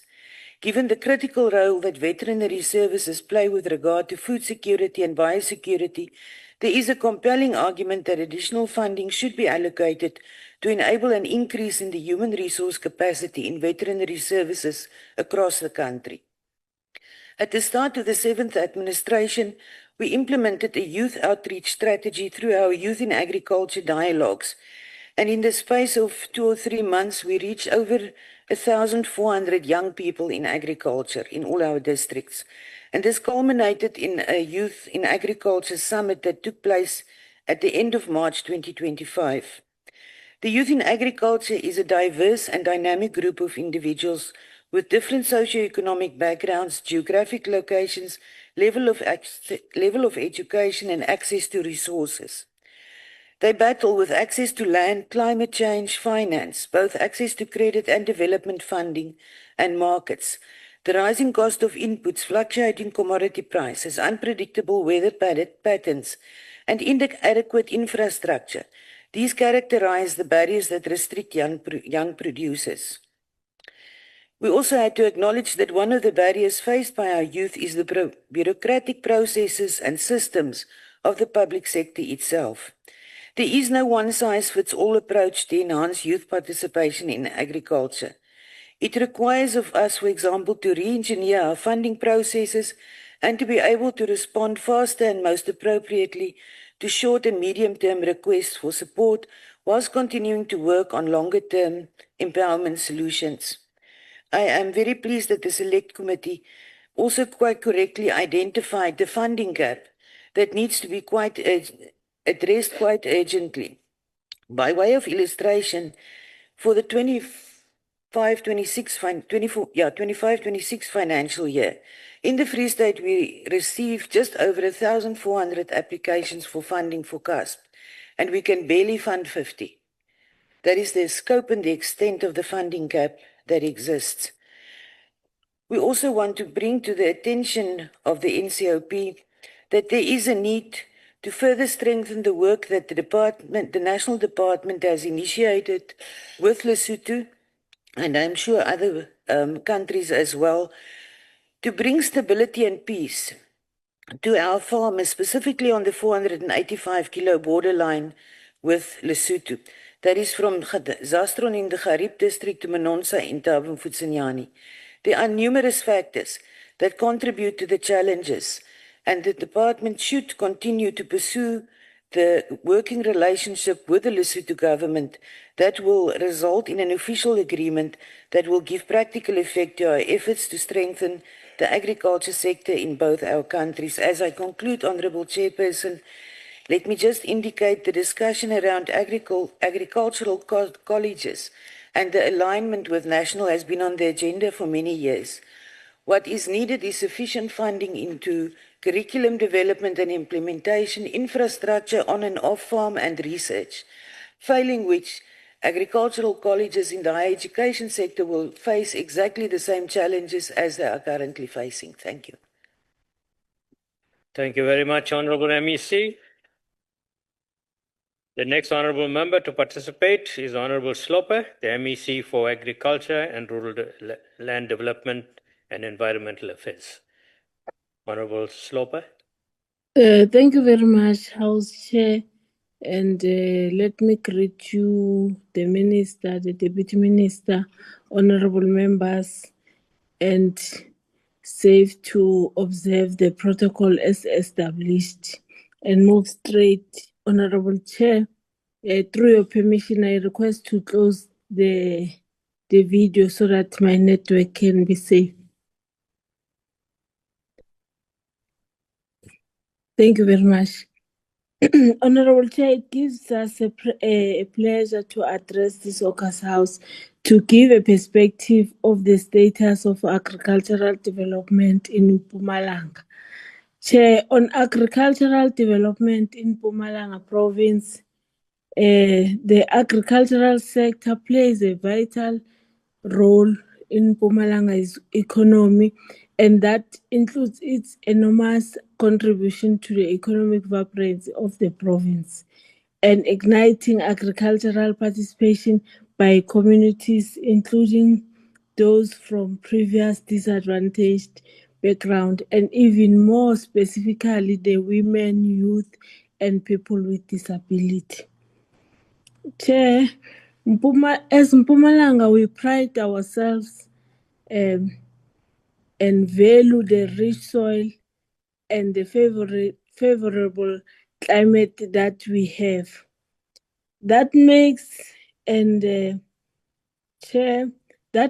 it adaptable to various types of agricultural production. To this regard, recent reports on agriculture in Mpumalanga indicate that there is a need there is indeed growth potential in this sector. However, Chair, I should also mention that there is a challenge too, especially affecting farmers and those relate to water shortage, land degradation, and climate change impact.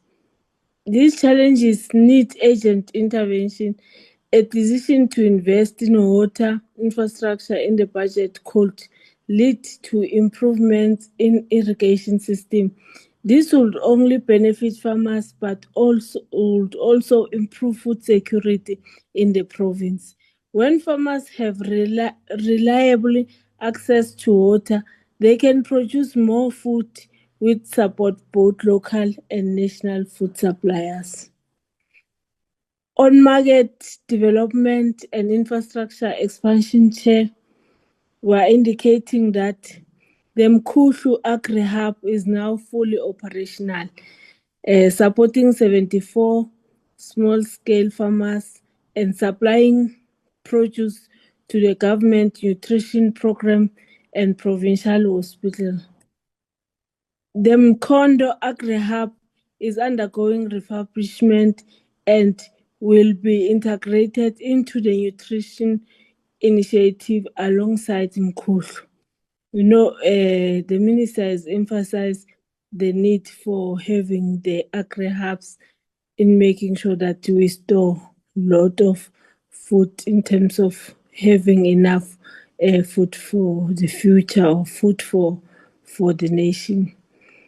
Chair, the construction has been completed on the Mpumalanga International Fresh Produce Market with an operator appointed and infrastructure established to foster growth and attract investment in agricultural SMMEs.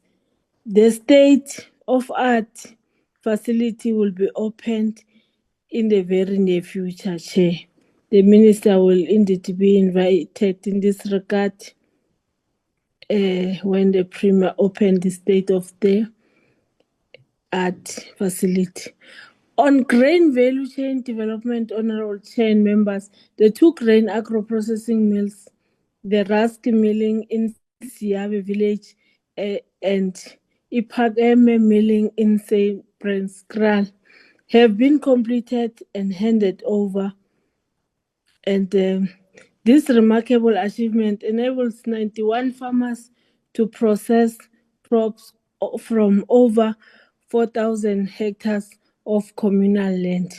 To help safeguard these valuable fields and support these agripreneurs, 83 kilometers of boundary fencing have been erected, protecting the crops from livestock and theft.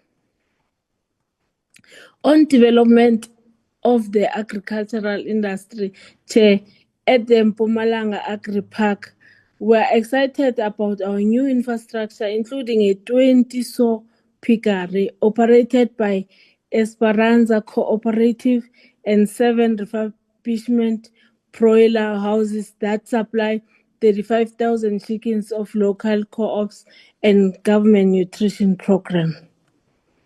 Meanwhile, the Sentico Tea Estate, Chair, formerly owned by Shamile CPA, is a vital part of our community, providing over 150 jobs and planning to diversify by agro-processing tea into medical products soon.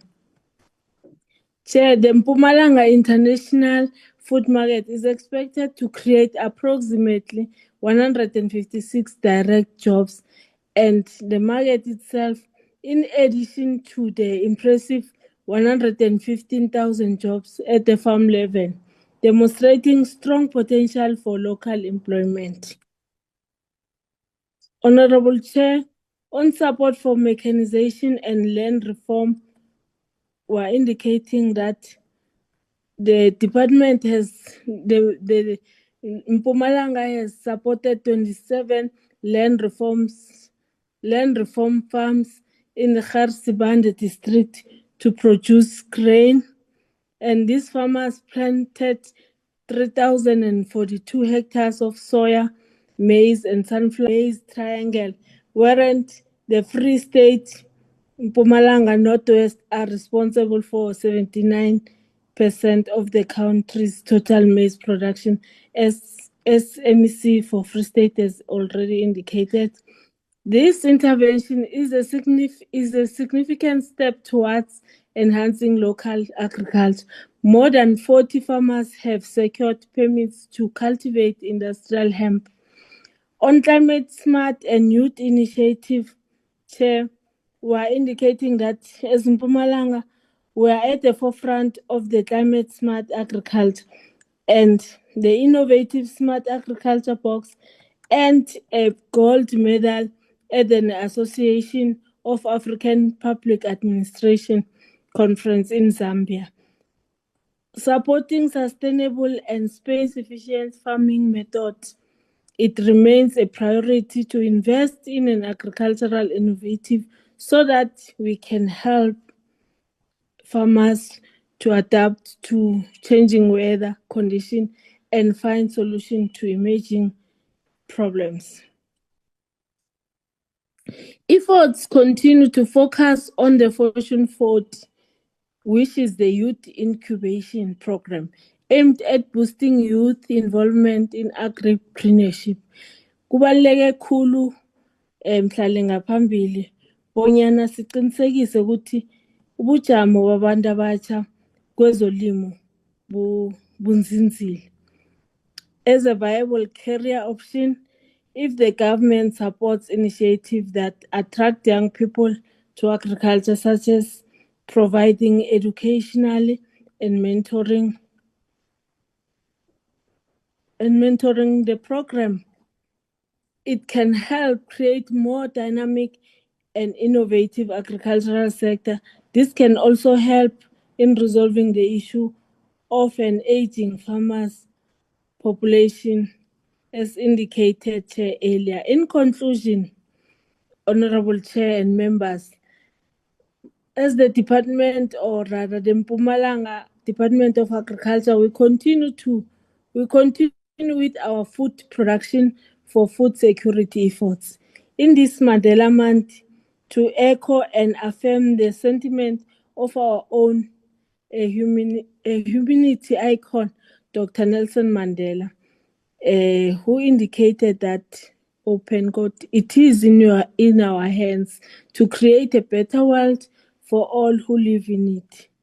We also, close quote, we also continue to stand on the solid foundation of the Freedom Charter, Honorable Chair, the Freedom Charter principle on striving for equality and social justice through our agricultural development. Thank you, Honorable MEC. As Mpumalanga, we support the budget, Chair. Thank you very much. Thank you, MEC. We are indeed grateful. Honourable members, good evening. We return to the House now. The next speaker at the podium will be the Honourable Farmer. Honourable Farmer, 5 minutes. Never. Honourable Chairperson, honourable members, fellow South Africans, I will never stop greeting you in the name of Jesus Christ, our Lord and Saviour, the God without whom we won't succeed. Yet another minister asked us to support a budget that he did not vote for on 12 March this year. What a shame. I rise on behalf of the Patriotic Alliance to participate in this important debate. Chairperson, there is no food security without land justice. There's no rural development without investment in emerging farmers. There's no dignity in a democracy where black farmers still beg for excess, while a handful of elites monopolize land, markets, and machinery. This vote is not just about money, it is about who farms, who eats, and who owns. South Africa remains a country where the fertile soil of our forefathers is still fenced off, physically and economically, from the majority. The Patriotic Alliance is not afraid to say land must be returned, but with support, infrastructure, and skills development. Because land without tools is just land. Land without access to markets is poverty. and land without water is a grave. Honorable members, we must stop pretending that food magically appears in supermarkets. The farmer in Uppington, the woman planting spinach in the Eastern Cape, the emerging poultry producer in KwaZulu-Natal, these are the heroes of our economy. But they are unsupported, unfinanced, and unheard. Let me ask this August House, how will this budget bring tractors and irrigation to our struggling rural cooperatives? How will it connect emerging black farmers to the value chains still dominated by white-owned agribusinesses? Why are land reform farms left to fail due to no follow-up support from the state?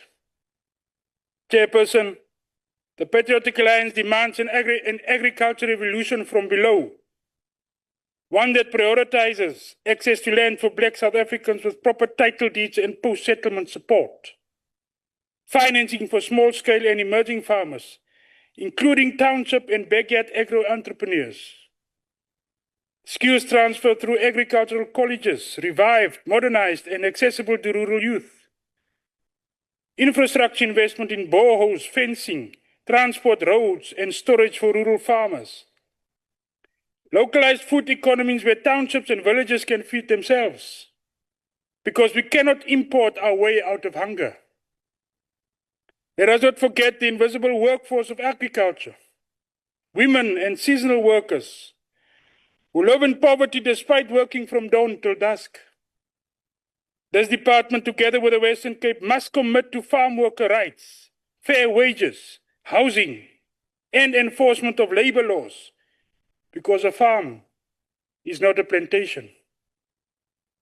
Honorable members, the Patriotic Alliance believes agriculture must be used to restore dignity, build local economies, and break generational poverty.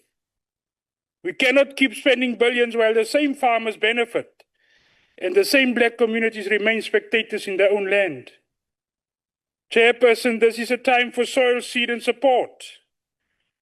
We call for food security from the ground up, and that starts with an agriculture budget that empowers the landless, support the voiceless, and feeds the nation. Let's be clear. I did not come to this house to warm a seat or endorse business as usual. I came to represent the farmer with dust on his boots and hunger in his belly. The one who wants to feed his people, but is waiting for government to stop talking and start delivering. In the spirit of the Patriotic Alliance, we say it is time to bring pride back to the plow. Time to build a food system that is African, just, and ours. If this budget vote does not honor the blood and calluses of our people, then it's not worth the ink it is printed on. Honorable Minister, Munibaizani, salute. Thank you, Honourable Farmer. The House now recognises the Honourable Peter to take the debate forward on behalf of the United Democratic Movement. Honourable Peter.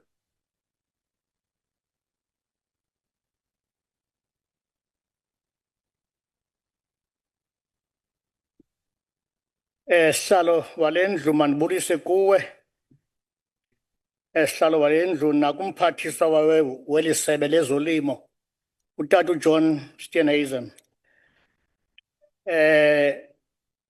Nakwindalo utho ezithe nqwadalala kulendlu ndikhahlele nakubatyeleli.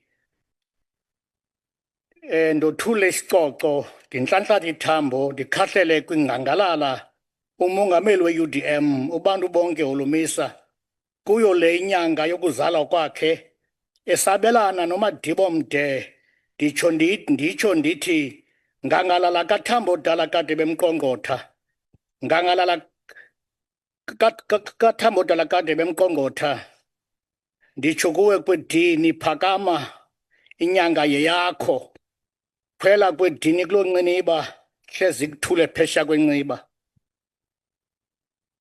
Manditsho mhlali ngaphambile ndivakalise inhlungu kwanenkxalabo yamafama angathathi ntweni azibhaqa ekuyo ngokungajongelwa ntweni kwangurhulumente.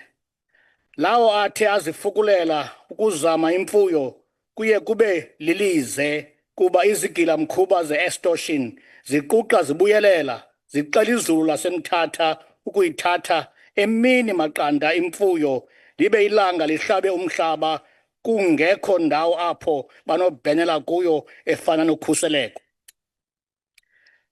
Xa eziphindezela lamafama avalelwa kwezimnyama izisele kuba kusithiwa bajikela ingalo yomthetho ube umthetho ulelele ngakwizigila mkhuba.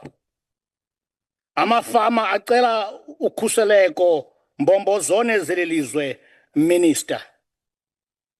Amafama acela imbuyekezo kubiwo lwemfuyo yawo, Minister.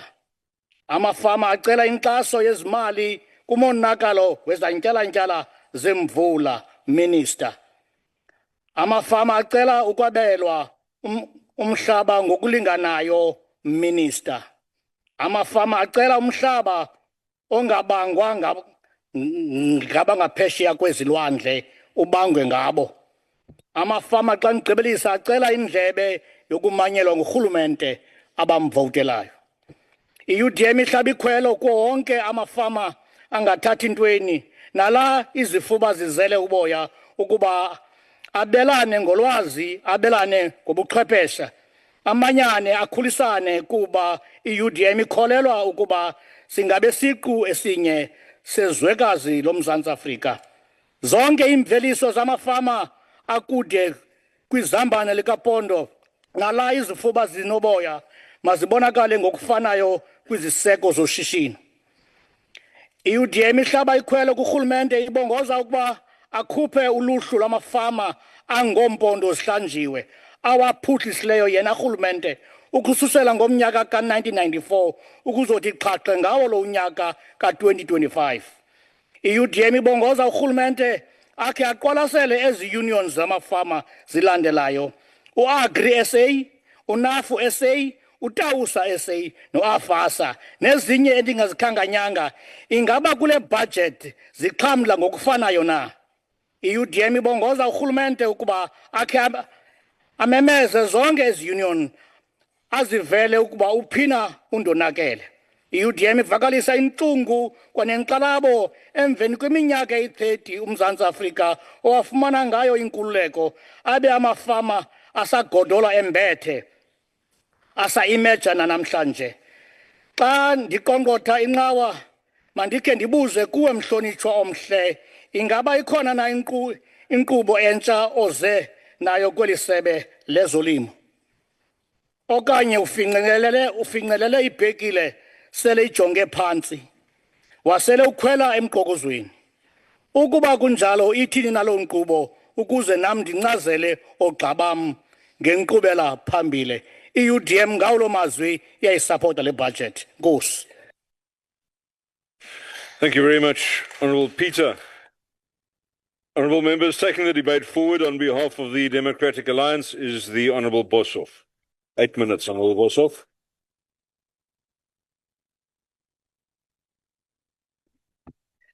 Good afternoon, House Chair. Good afternoon, Minister, honourable members and fellow South Africans. Franklin D. Roosevelt once said, "The nation that destroys its soil destroys itself." These words resonate deeply in a country like South Africa, where agriculture is not just about food, it's about land, livelihood, dignity, and long-term opportunity.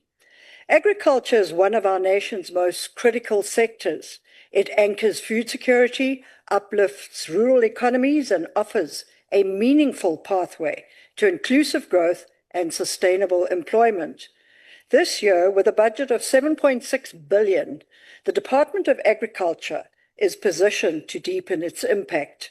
The strategic plan and APP are well aligned with the National Development Plan, the Medium-Term Development Plan, and of course the Sustainable Development Goals, in particular SDG 2, which speaks to zero hunger, which calls for ending hunger, achieving food security, and promoting sustainable agriculture. Honourable members, under the current leadership, we are beginning to see signs of coordinated progress. Let's begin with trade, the most important, an area where the Minister's leadership has delivered visible results. New and expanded markets for our produce, from citrus to apples, from avos to wool to wine, have brought renewed energy to farming communities.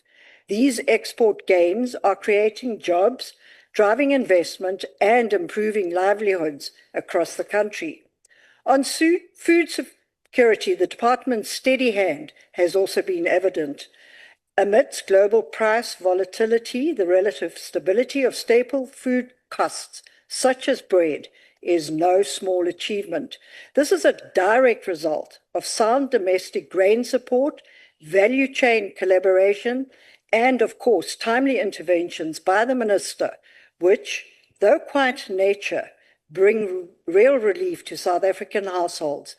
Chairperson, it is equally important to reflect on the tone of leadership and the strategic intent guiding the department. The focus on responsiveness, alignment, and delivery is not only commendable, it is beginning to reflect in several programs across the various areas, but as is often the case in a sector complex as agriculture, not all interventions move at the same pace. Emerging farmers in particular remain a constituency that requires sustained attention. Sorry about that. Please just check my time. While the political will is evident, practical challenges persist, especially at provincial and local levels. Many smallholder farmers still struggle to access markets, infrastructure, and tailored support. This is not a failure of vision, but a reminder of the implementation complexities we must navigate. One practical policy response lies in expanding public-private partnerships that equip emerging farmers with business development support, technical training, and secure market access. This model, when implemented well, can close the gap between land access and commercial viability. We have already seen the impact of such partnerships in provinces like the Western Cape, where blended finance models and farmer support units have helped over 70% of supported land reform farms to remain productive, a noteworthy contrast to national averages. These models deserve replication and refinement, not only in one province, but across the country. There's therefore an opportunity and indeed a need to enhance the visibility and accountability of emerging farmer programs. By tracking not only inputs, but outcomes, we can ensure that where success is achieved, it is scaled, and where support falls short, timely adjustments are made. Infrastructure constraints also remain a challenge, particularly in logistics and market access. We cannot deny that the delays at ports, cold chain inefficiencies, and rural road infrastructure gaps limit both export potential and internal competitiveness. It is encouraging that the department is working with Transnet and other partners to address these. Greater interdepartmental coordination and urgency in resolving these bottlenecks will go a long way in supporting producers and exporters alike. On sustainability, the department deserves recognition for its forward-looking approach. Climate-smart agriculture, water conservation, and land rehabilitation are rightly positioned as strategic imperatives. The inclusion of these in the strat plan signals a growing awareness that agriculture must adapt to climate realities. The challenge now is to accelerate implementation, especially in vulnerable, drought-prone areas. There is also scope to improve value chain efficiencies, particularly in reducing post-harvest losses. Food that is grown but not consumed represents lost income and lost opportunity, particularly for smaller producers. House Chair, the strategic foundations of this department are sound. The Minister's calm stewardship, clear direction, and open engagement with stakeholders have created a platform for results. We now need to ensure that the supporting systems, particularly at provincial level, are equipped to deliver. As Parliament, our role is to provide oversight, but also to enable progress, especially where departments are showing traction. Let us therefore support this department to stay the course, but accelerate where necessary, Let us demand measurable outcomes, but acknowledge the complexity of the terrain. And let us work together to make agriculture not just a policy pillar, but a real engine of economic inclusion and rural renewal. Because, honourable members, at its core, agriculture is not just about crops and commodities. It is about food on the tables. It is about dignity being restored. And it's about building a country that leaves no one behind. Thank you. Thank you very much, Honourable Boshoff. Honourable members, before we move on, I would like to just draw your attention to Rule 46, which deals with movement in the chamber. And I do ask you to please respect the space around the speaker when the speaker's at the podium. There are passages to access your chairs, or you can follow the good example of Honourable Modise and remain seated in one of the other provinces' benches until such time as the speakers clear the podium. Honourable members, that having been said, please join me in welcoming to the podium the Deputy Minister of Agriculture, the Honourable Capa.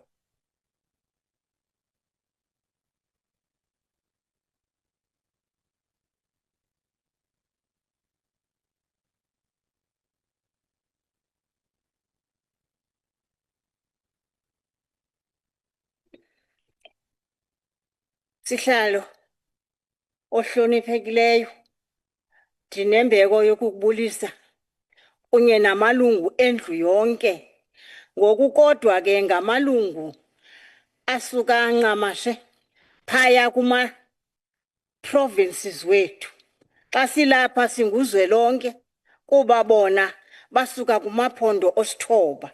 It is my greatest pleasure therefore to be given this opportunity to address the House on the budget, on the only vehicle that will change the situation, both of the rich and that of the poor, because there will be an opportunity when we come clear how much goes where and how much goes where. I've sat here and listened, and I gained a lot.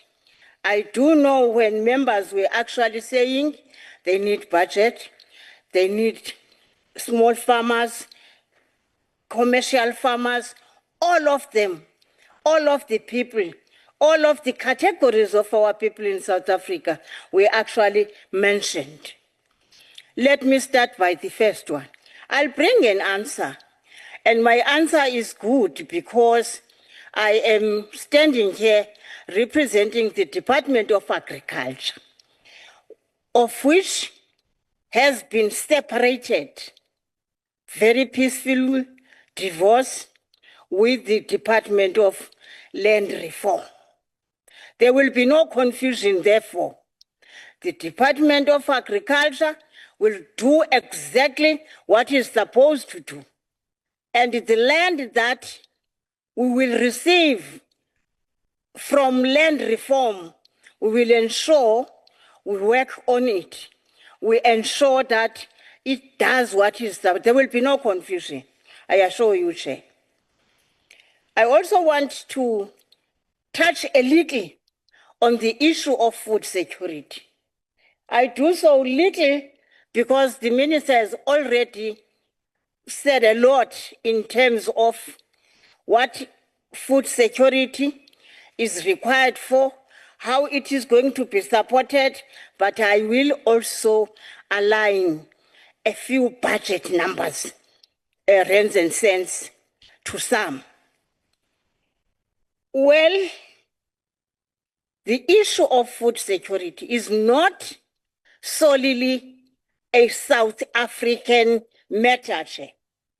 It is global to an extent that the big countries, about G20, about G, all of those, have decided to participate in alleviating poverty and also eradication of hunger and starvation.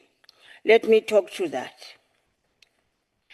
There is a global alliance by these countries to actually lobby all the countries ezingamathandazwe to come together and put funds from the private sector and from their governments, including ours, because we are participants. As we do that, let me talk to this budget and say, little amount ensures that we reach beyond South Africa in our activities of transforming this society. Isehlulele yokuba sizokwazi ukuzilungisa kuba sasingazonanga. We cannot be in a position to be skilled enough to eradicate because this was man-made. We were not born poor. We can see the countries, we can see the provinces, but we do say our forefathers were never poor. They drank amasi, babedla amabele. All their land dispossession led to why they are today. And therefore, no one must throw stones because for now, they are in glass houses.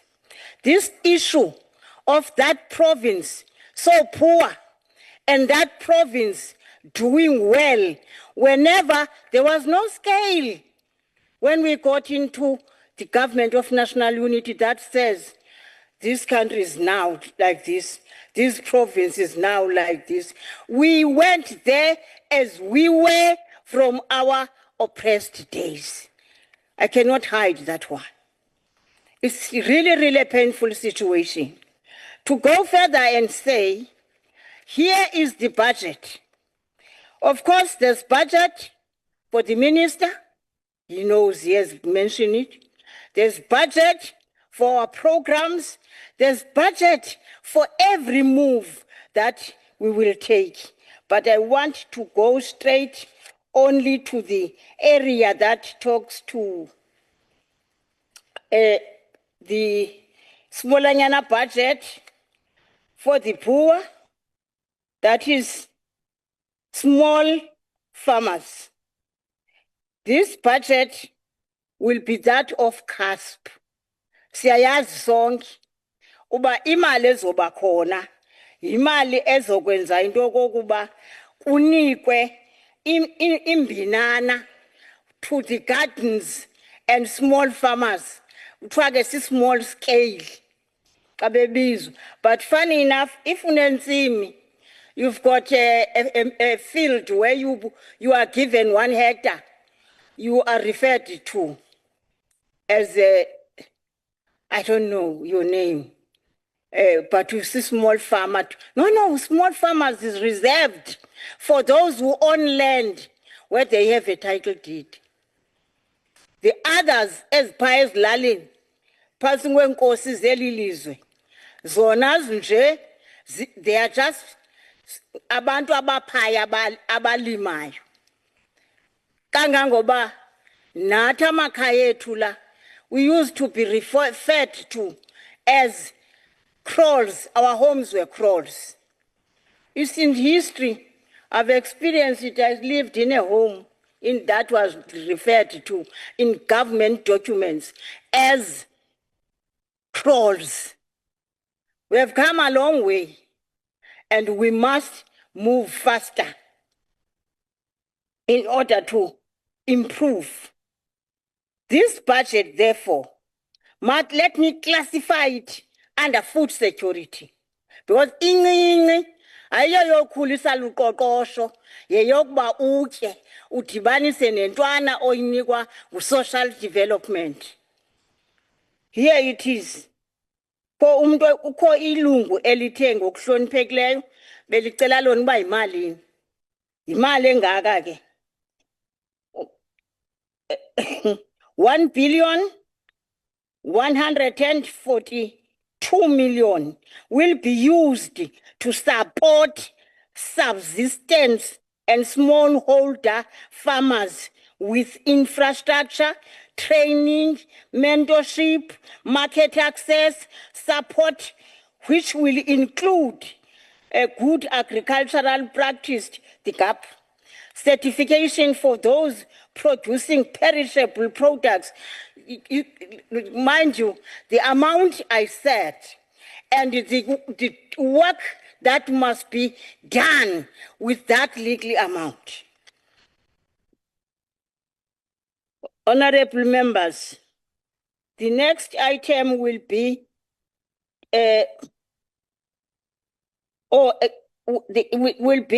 farmers that are targeted for support under CASP. Don't think you will get this fund just because you applied, but it is for CASP for now. And from CASP, we do have 4,200 jobs from which we will derive these jobs from these projects. Abantu abafumana ku CASP ile comprehensive support that goes kwabasebenento. Wena kusenegadi usazocela intsimi enkosini, you will have to wait for this one is now targeting the ones that I have already mentioned. But yes, it is indeed true that kaloku ngoku kuphela kwalena is targeted this category. Mhlawumbe izolunga phaa kwa social development. But I wish to say Thank you, Deputy Minister. I'm afraid your time has expired. Okay, thank you very much. I think I drove my message where I wanted it. Thank you very much, Chair.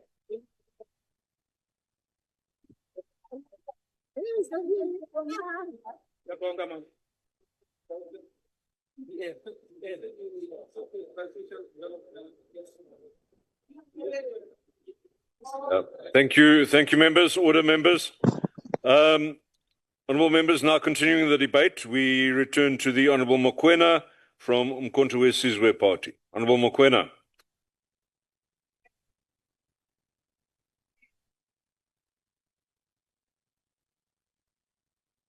Oh, babes. You can do it.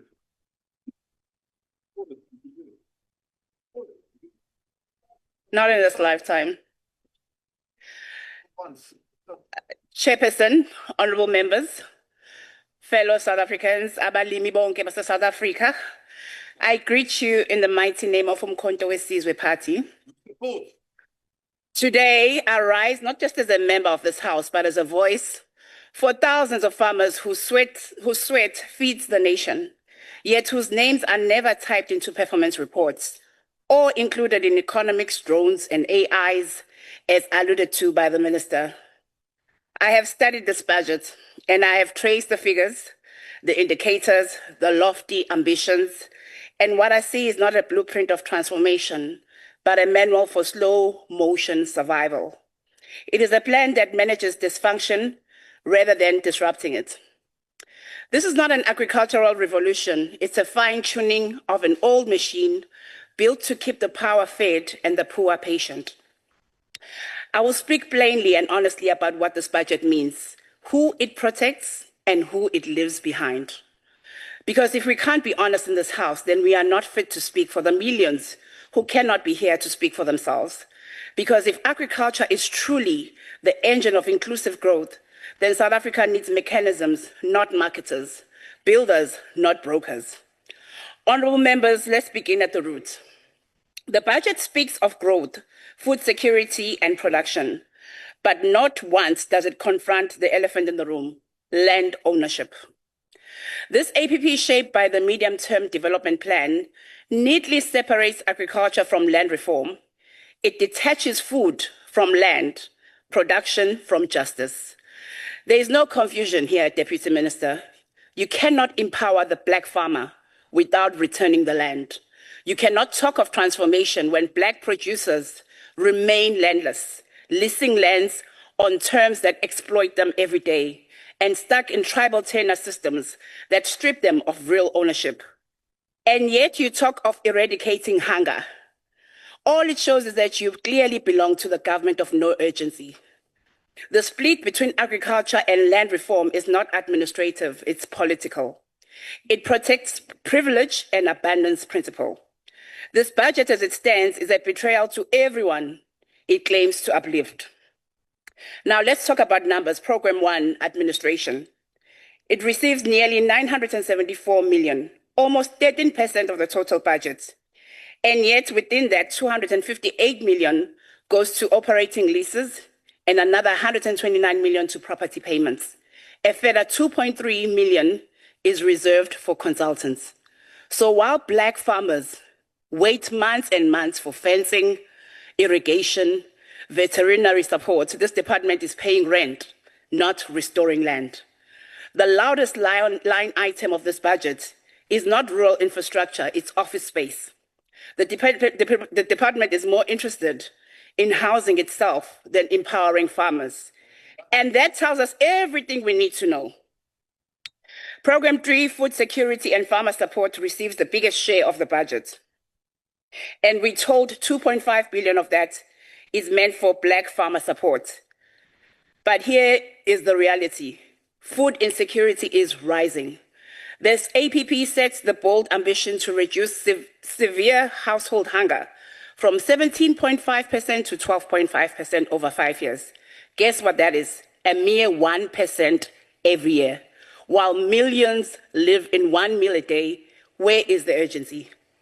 Even the blended finance scheme, now loaded as the cornerstone of transformation, will only support 100 farmers this year in a country of over 2 million producers. That's not transformation at all.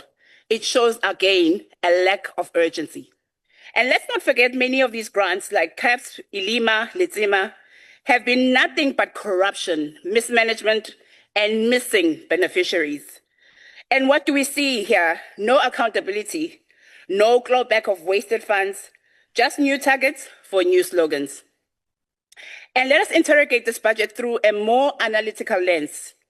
If we take the department's own indicator on Black producer participation, the goal is to grow from 8% to 20% over 5 years.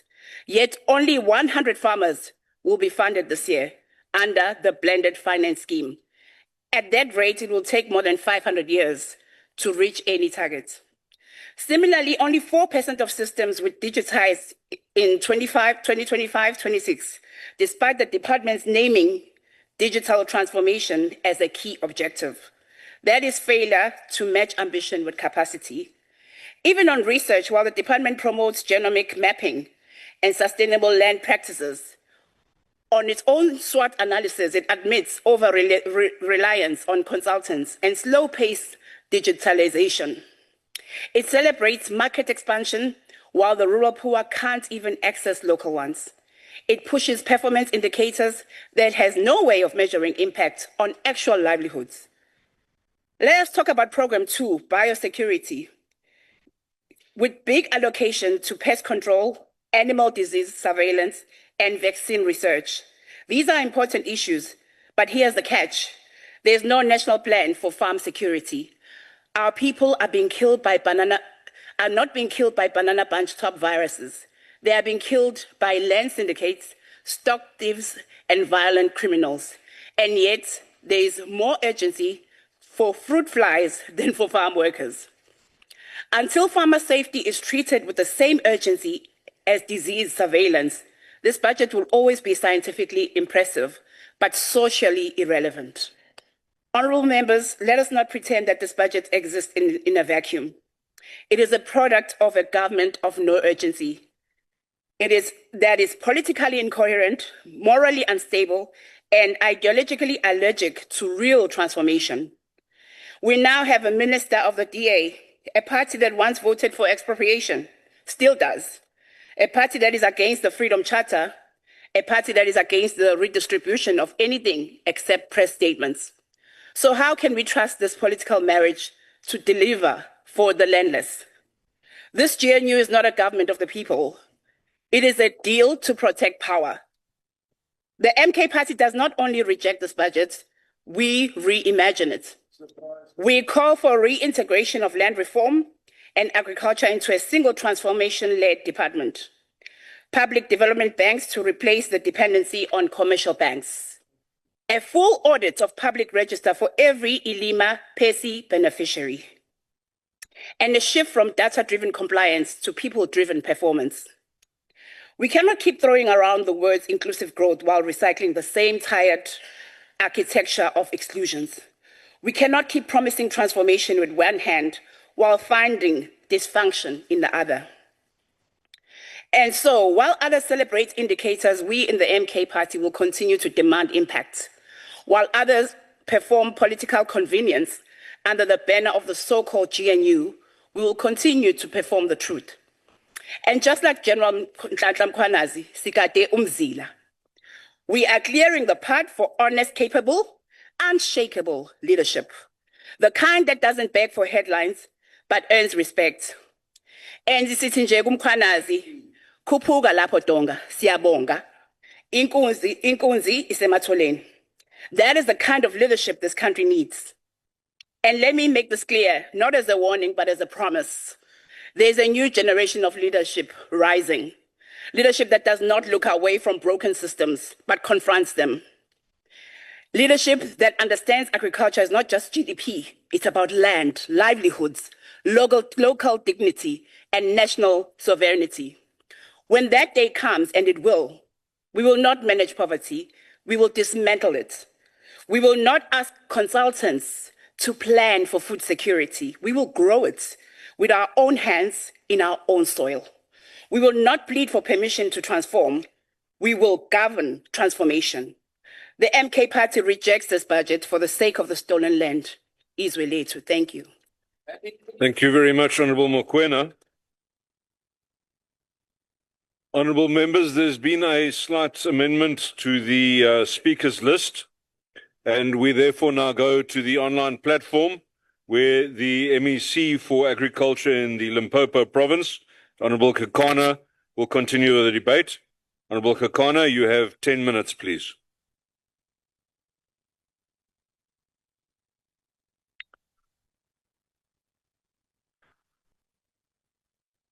Honourable Kakana. It's Honorable Kennedy, Chair, unless there's a change. We revert, as indicated, there was a request for a change to the speakers list. I note that Honourable Kakana has not taken the opportunity that was requested, and we therefore go to the Honourable Kennedy from the Economic Freedom Fighters to take the debate forward. Honourable Kennedy.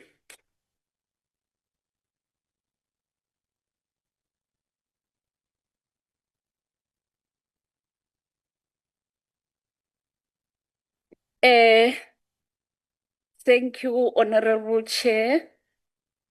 Greetings to this beautiful August House. I'm just disappointed that Honorable van der Berg is not here.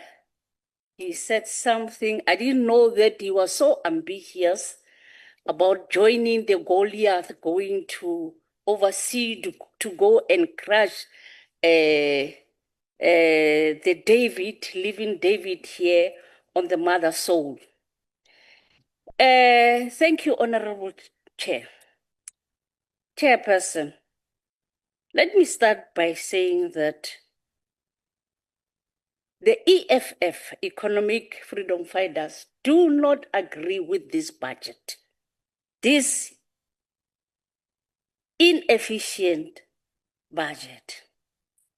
This budget is inadequate and fails to address historical injustices related to land ownership, infrastructure development, and support for farmers, particularly emerging ones.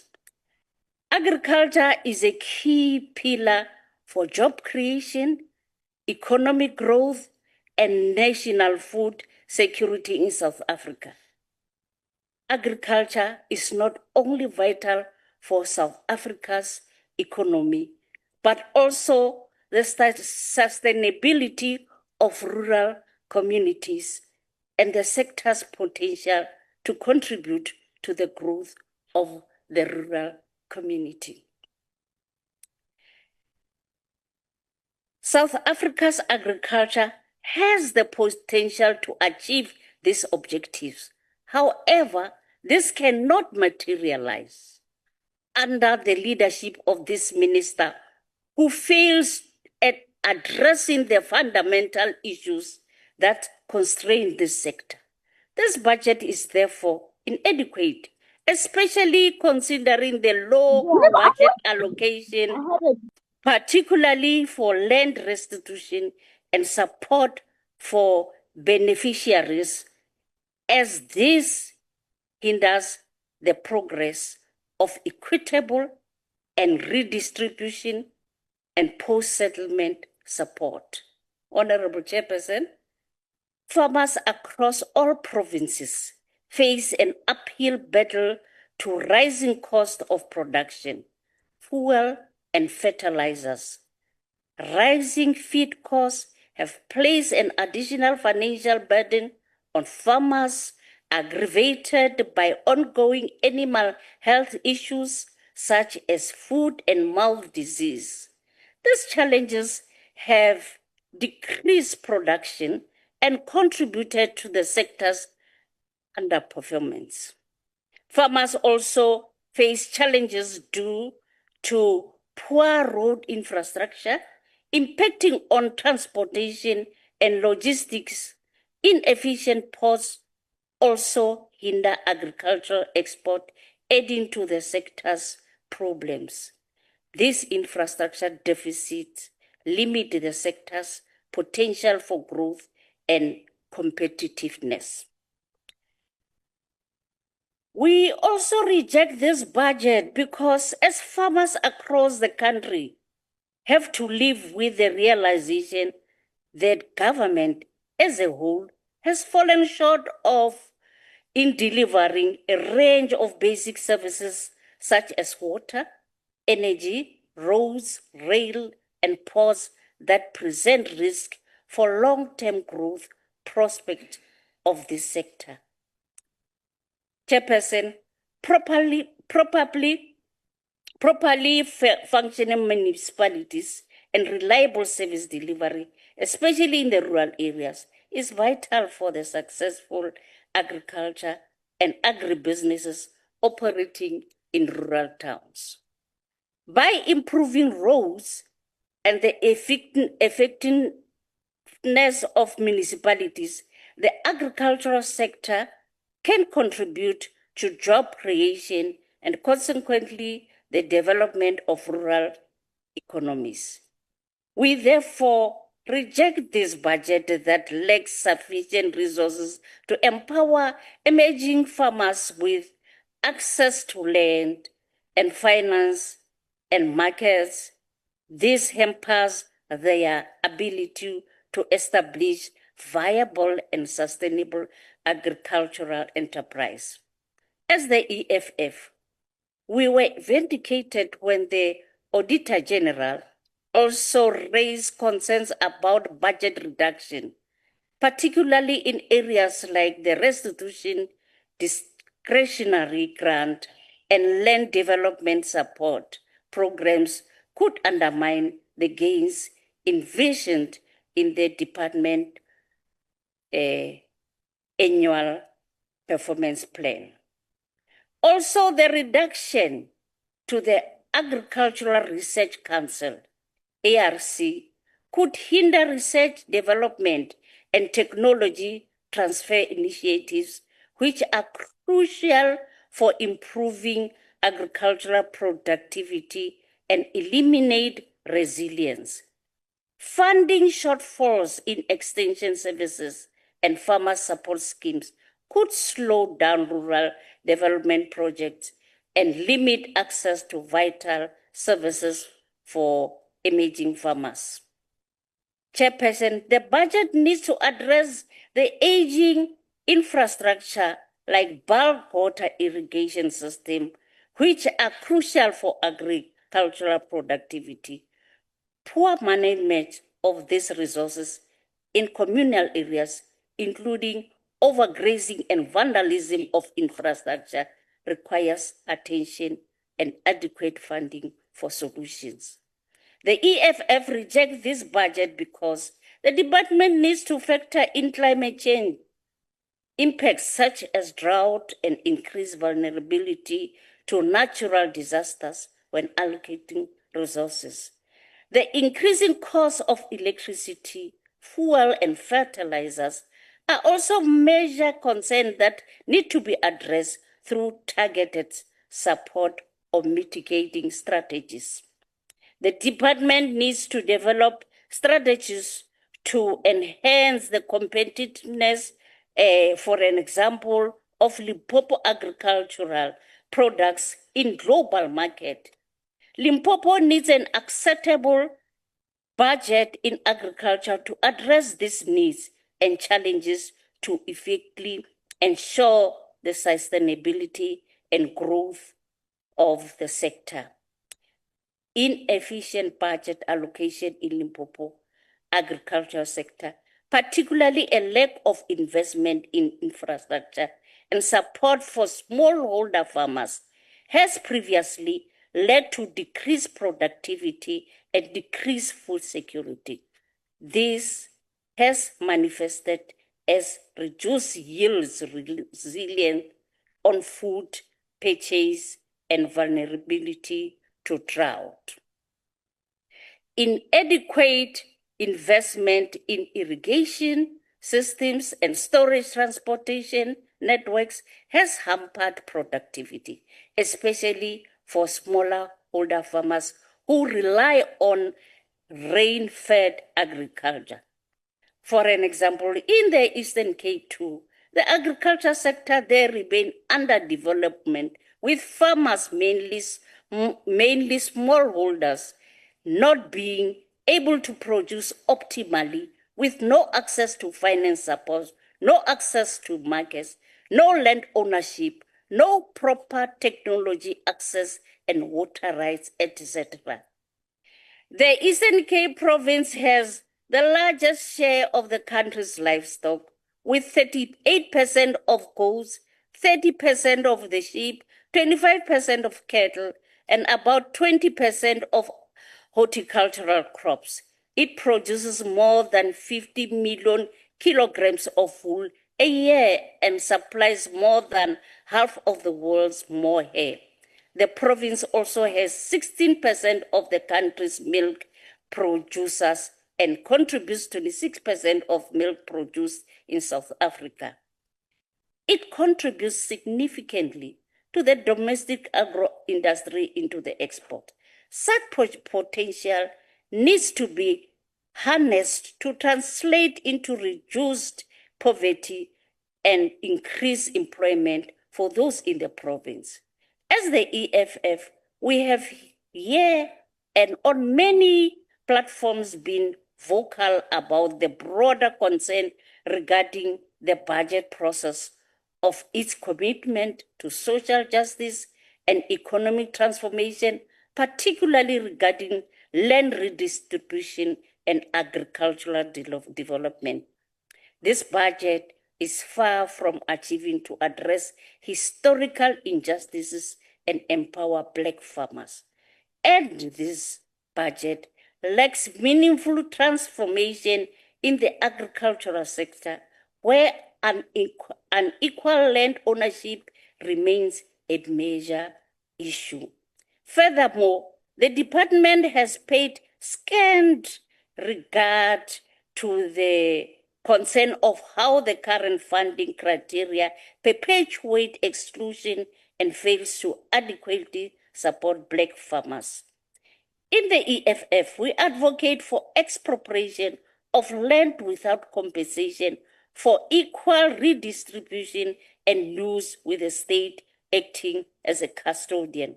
The key aspect is prioritizing women and youth in land allocation, aiming for at least a minimum of 50% of land to be controlled by this group. We also propose that the state should procure a significant portion of its food from small-scale farmers to support a sustainable agriculture. So, and efficient 2025-26 agriculture budget, for example, in Limpopo particularly, impacting on a local municipality like Thulamela could lead to reduced support for farmers, potentially decreasing agricultural output and food security. This can also hinder job creation and economic growth in the agricultural sector within the municipality. Furthermore, limited funding may affect the municipality's ability to implement agricultural development programs and initiatives. The South African agricultural sector budget needs to be substantial enough to address various challenges and opportunities, including land reform, infrastructure development, climate change adaptation, and support for smallholder farmers. The budget should prioritize investment that promotes sustainable and inclusive growth with the sector. South Africa's agriculture sector is vulnerable to the impacts of climate change, including drought and floods. The budget should include funding for climate-smart agricultural practices, water management, technologies, and drought-resistant varieties. So, inadequate agricultural budgets in South Africa since the end of apartheid have hindered the sector's growth and development, impacting food security, rural economies, and overall economic transformation. This has manifested in challenges like limited access to funding, infrastructure, and support services for farmers, particularly emerging ones and small-scale farmers. So by prioritizing all these areas indicated, South Africa can unlock full potential of its agricultural sector and ensure food security, economic growth, and social equity with efficient budget. Therefore, as EFF, we reject this insufficient budget. Not forgetting Karl Marx on his metabolic rift between humans and nature due to the disruption of natural cycles and concentration of land ownership in the hands of capitalists, leading to potential exploitation and social inequalities. Let's own the land and agriculture will grow. Thank you. Thank you, Honourable Kennedy. Honourable members, we now invite to the podium the MEC for Agriculture and Rural Development from the Northwest Province. It's the turn of the Honourable Sambata. You have 10 minutes, Honourable MEC. Thank you very much. Thank you very much, Honourable House Chair. Honourable House Chair and Honourable Delegates of the National Council of Provinces, fellow members of the Executive Councils across provinces, Honourable Minister, Honourable Syeenhuisen, and Honourable Deputy Minister, Honourable Capa, distinguished guests, fellow South Africans. I am sure honourable members and South Africans has heard that I said Honourable Minister and Honourable Deputy Minister. I take this from the South African Constitution, Section 91, which stipulates that the President, as the head of the National Executive, appoints Deputy President and ministers. Liberals generally believe in a strong separation between the state and political parties, emphasize that the state should serve all citizens. So we have a Minister of the Republic and not a Minister of DA and a Deputy Minister of the ANC. Honourable members, this budget even if it's rejected and adopted as we adopt as a province, is going to help all provinces of the country to receive allocations for support of the farmers that the members who reject the budget are calling for farmers to be supported. Cabral says, and I quote, "Always bear in mind that the people are not fighting for ideas, for the things in anyone's head. They are fighting to win material benefits to live better and in peace, to see their lives go forward, to guarantee the future of their kids, which is food security." The province, Honorable House Chair, has always been appreciating the help from the National Department of Agriculture. Even if it's separated from the land reform, there will still be two departments. What we want to suggest, Honorable Minister and Deputy Minister, is that the element that were raised by the Competition Commission on access to job productivity and sale of products by small businesses must be taken forward on implementation. The second element, Minister, is that in the colleges, we have a problem of articulation where diploma students cannot articulate through universities on the basis of how universities treat diploma qualifications of students. A practical example of what we are looking for, it's Elsenburg and University of Stellenbosch, where Elsenburg students could proceed to a degree without going to a university, but still in Elsenburg.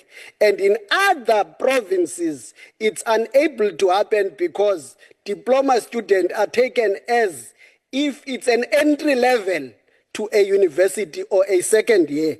That's a call we're calling for. In the process of professionalizing and working with the National Department of Higher Education. We also, honorable members, agree, just one sentence with Honorable Masipa, on the matter that he has raised on the necessity to review the categorization of CASP on the grounds that it is CASP delays that cause delays in farmers getting support in time. It is CASP delays that cause challenges of all provinces in terms of underspending on conditional grant. The highest grant that is underspending in provinces is CASP because of the time between provincial and national teams that are responsible for that. Though departments are separated, we are also calling for the establishment of working relationships between agriculture and land reform, between agriculture and small business, between agriculture and trade and industry, especially on a transformation fund. And we don't agree that we must reject the transformation fund. Instead, the sector must define that which the fund must benefit the agricultural sector. Otherwise, we will reject until when we are not part of beneficiaries on the transformation fund as stipulated. We also request, Minister, that you support, the National Department must support the submission by the Northwest University and Northwest Department of Agriculture for the DHED Minister to approve and accredit Northwest University for a veterinary school. This will then help in ensuring that we increase the number, especially the number of those that are produced in veterinary services in the country throughout, and to ensure that the gap between the age on available veterinary service professionals is closed by higher intakes throughout the country, but with program of funding to ensure that it does not succumb. The next request we will do to this budget is that both the National Department of Agriculture, Minister, has a money that is using to support agricultural graduates for practical training in farms. AgriSeta is the same. The gap is AgriSeta's budget is 5,000 per month per graduate.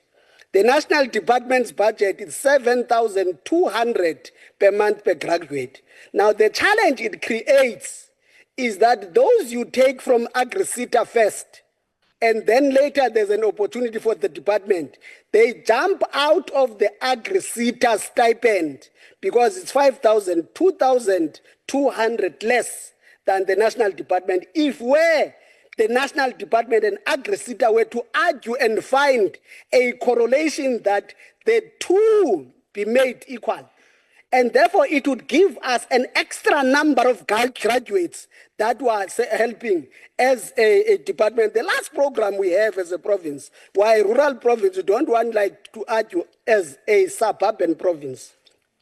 We have 56 traditional councils. In the 56 traditional councils, honorable members, we have now adopted a program with the House of Traditional Leaders that in each traditional council would have a village agricultural cooperative. A cooperative that takes a minimum of 300 unemployed community members in each village. And we're making that as a 5-year program. It means if we take 14 village cooperatives per year and take 300, it would tell you that the number at the end would be 16,000 beneficiaries in the province, which would be helping us to also cover the element of the decline in productivity in the traditional land, because we do have traditional land, there's a decline on production.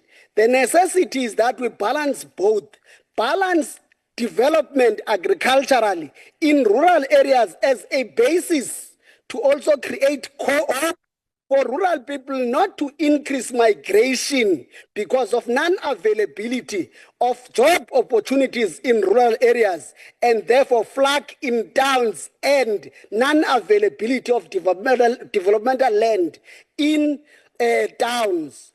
On the basis of that, Minister, like I said, the Minister of Agriculture in South Africa is one. The Deputy Minister of Agriculture in South Africa is one. There's no DA Minister and there's no ANC Deputy Minister. We must not be provoked. We accept our minister and we are clear that we will support the minister and the national department in all the endeavors, because politics do not deliver food. Food is delivered on agricultural development, irrespective of color and irrespective of political affiliation. All of us were fed bread by Ncop. As we're eating bread outside, there were no politics on taking bread outside. Therefore, approach to agriculture should be non-political. We support the budget, honorable members. Thank you very much.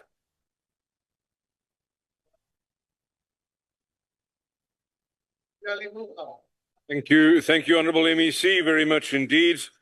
I suspect it's because there was enough bread that the politics didn't come into it, but if there wasn't enough, I'm sure there would have been some politics there. Honourable members, next to take the debate forward, arguing their points on behalf of the Democratic Alliance will be the Honourable Billy.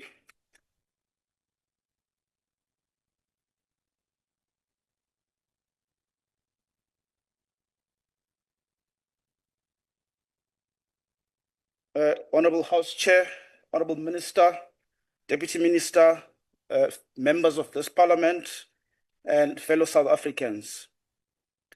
Having listened to today's contributions, I must confess, honourable members, it is becoming increasingly difficult to refer to some of you as honourable members. Once again, some ANC members and others in this House continue to refuse to take full accountability for decades of mismanagement, cadre deployment, failed land reform projects, and ghost beneficiaries.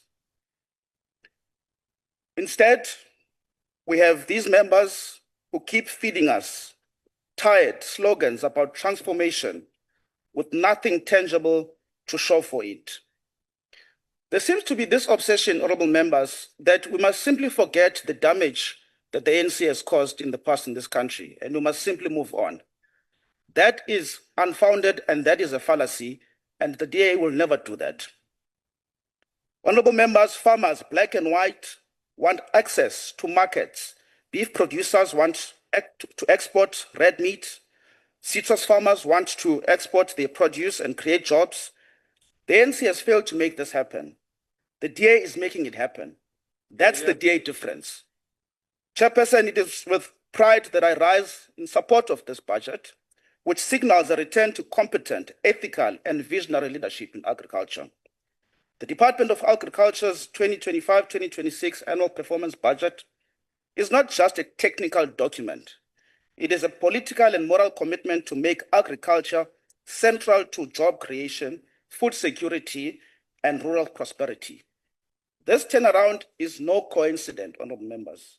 It is a result of bold, evidence-based leadership under a DA-led ministry. Minister Syeenhuisen has ushered in a new era, one focus on outcomes, not ideology. We welcome the minister's clear focus on 4 strategic pillars, which is 1, secure tenure and strong property rights. As Honorable Pinar has correctly pointed out, farmers remain concerned about land expropriation without compensation. But let me be clear, under a DA government, there will never be unlawful seizure of land in this country. Secondly, enabling infrastructure and access to markets, a robust biosecurity and disease control, farmer support that empowers, not enslaves, through dependency. These values, honorable members, are in the department's plan. The 7.6 billion budget for 2025-2026 aligns with the DA's priority, with 43% dedicated to food security and farmer support. Over 2.3 billion is allocated to CASP and Ilima Lensima conditional grants, not just to spend, but to spend better through a fair, digital, and transparent application process. Honorable members, I know some don't want to hear this. Under DA leadership, we've seen significant progress in biosecurity, particularly in controlling foot and mouth disease. The department has consistently monitored animal diseases, launched the National Biosecurity Hub Charter, and partnered with the Agricultural Research Council, backed by 1.2 billion in support. This has restored international confidence in South African exports. Chairperson, the APP targets a 5% increase in agricultural exports this year, a number that represents thousands of jobs in Limpopo's citrus belt, the Western Cape vineyards and livestock farms in Free State and my province in KwaZulu-Natal. We are reclaiming our global agricultural standing. To combat hunger, the National Food and Nutrition Security Council is now fully operational, and the 2024-2029 NFNSP has been tabled. This year, 100 producers will be supported through the blended finance scheme, and 800 new students have enrolled at agricultural colleges from Sidara in KZN to Elsenburg in the Western Cape. That's why the DA supports urgent digital transformation.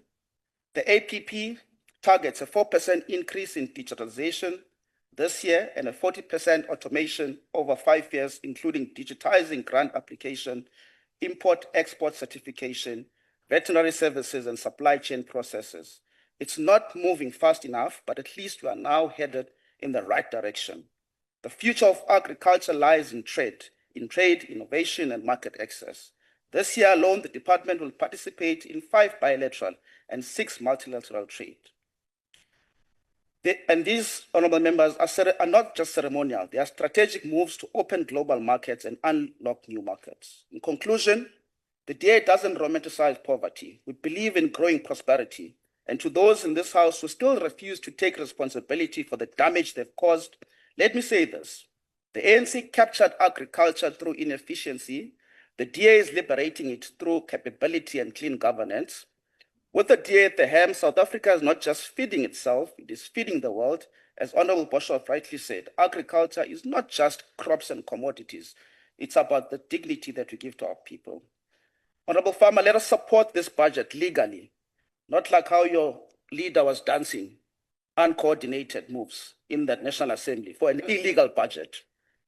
Under Minister Syeenhuisen and this DA-led department, South Africans can be rest assured that sizokwenza konke okusemandleni ukuqinisekisa ukuthi siyakulungisa indaba yomhlaba nendaba yokulima eSouth Africa sibuyisele Thank you. fanele ebantwini. Siyabonga.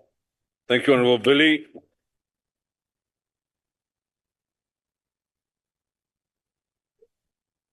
Honourable members, the penultimate participant in the debate will be speaking on behalf of the African National Congress, and that's the Honourable Mabilo. Thank you very much, Honourable Chair, Honourable Minister, Honourable Deputy Minister, all MECs on the platform, and the country at large, Dumelang. Let me start by saying from the onset, it is a false narrative, similar to the narrative that Jan van Riebeeck, when he arrived in 1652, he discovered the Cape. It's false, because the indigenous people, the San and the Khoi, were there. So this narrative is being perpetuated today now, that suddenly the DA ministers in the GNU have a magic wand. They are magicians. Whereas they are benefiting from the 6th administration, and the ANC ministers have laid a solid foundation. That's the departure point. Honorable Chair, thank you very much. I rise to support the budget vote 29 of agriculture, with a special focus on Black economic empowerment and transformation. Our commitment as the ANC to rectifying the injustices of the past remains key and cardinal in the agricultural sector, where the legacy of dispossession runs deep, and therefore the vote 29 is central to the land reform, aggregation reform, and supporting Black agripreneurs. We therefore move that we should applaud this budget to support the empowerment of Black people, even as we urge stronger measures to overcome remaining obstacles. Let's begin by noting that the department's strategic plan explicitly targets transformation it identifies as key outcomes: increased production of share Black producers in the overall production value chain, as well as empowering women, youth, and people with disability. In that context, we support the budget. We support the question of the post-settlement support, and the total amount of 5.2 billion in the SCASP grant is a step in the right direction. These funds go further to ensure that Blacks own the land that has been dispossessed from them. They target beneficiaries in the following categories: land reform, restitution, and redistribution, and other Black producers who have equipped land through private means, therefore prioritizing Black empowerment on the land. Secondly, the funding target for emerging Black farmers. The agricultural budget shows a blended funding scheme under food security, which is intended to process agri-BEE applications.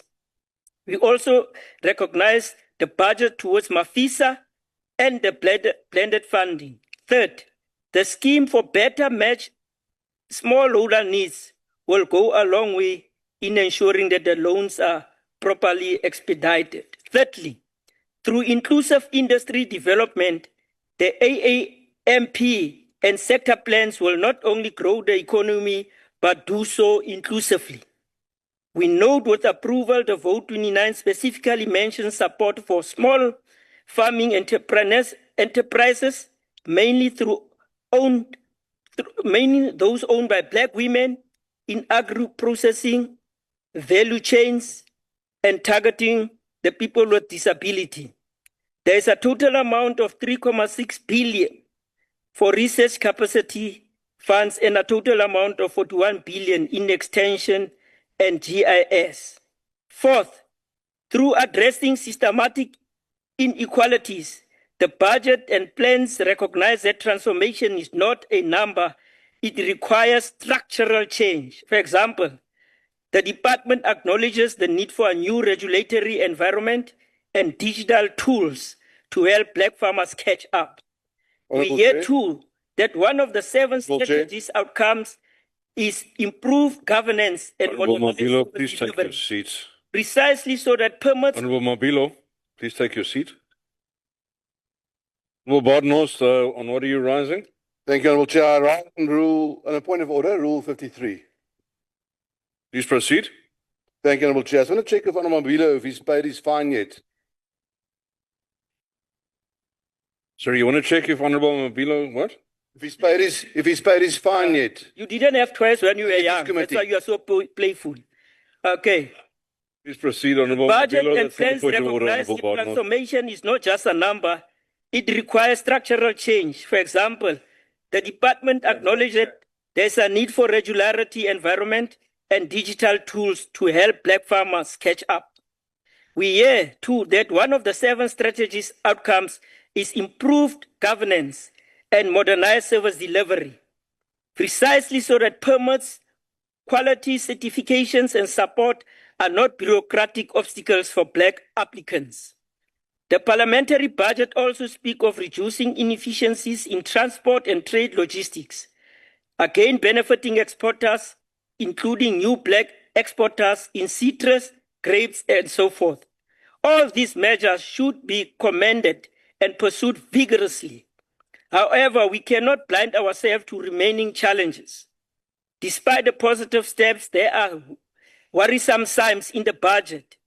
Cabinet has cut a total amount of 1.8 billion from the restitution grant. The effect is unambiguous. The number of land claims to be settled is projected to fall from 469 in the year 2023-24 to only 446 by the year 2026-2027. Even more troubling, the number of new farmers supported through the Land Development Program drops from 66 this year to only 27 by the year 26-27. This is a worrisome plan. In plainer terms, nearly half as many black beneficiaries will get support for new farms. We must raise this issue. The budget's limitation threatens to slow our progress on restitution and redistribution. These cuts reflect fiscal pressure, but we urge the reallocation be found to at least preserve land reform momentum. Let's keep the momentum. For example, the 750 million channeled into the President Youth Job Program is needed, but land reform should not lose out. We could consider bridging finances from other priorities or attracting donor support and sufficiently for restitution. Meanwhile, our oversight in Parliament will scrutinize whether the remaining funds are used efficiently, that no claimant is left without assistance.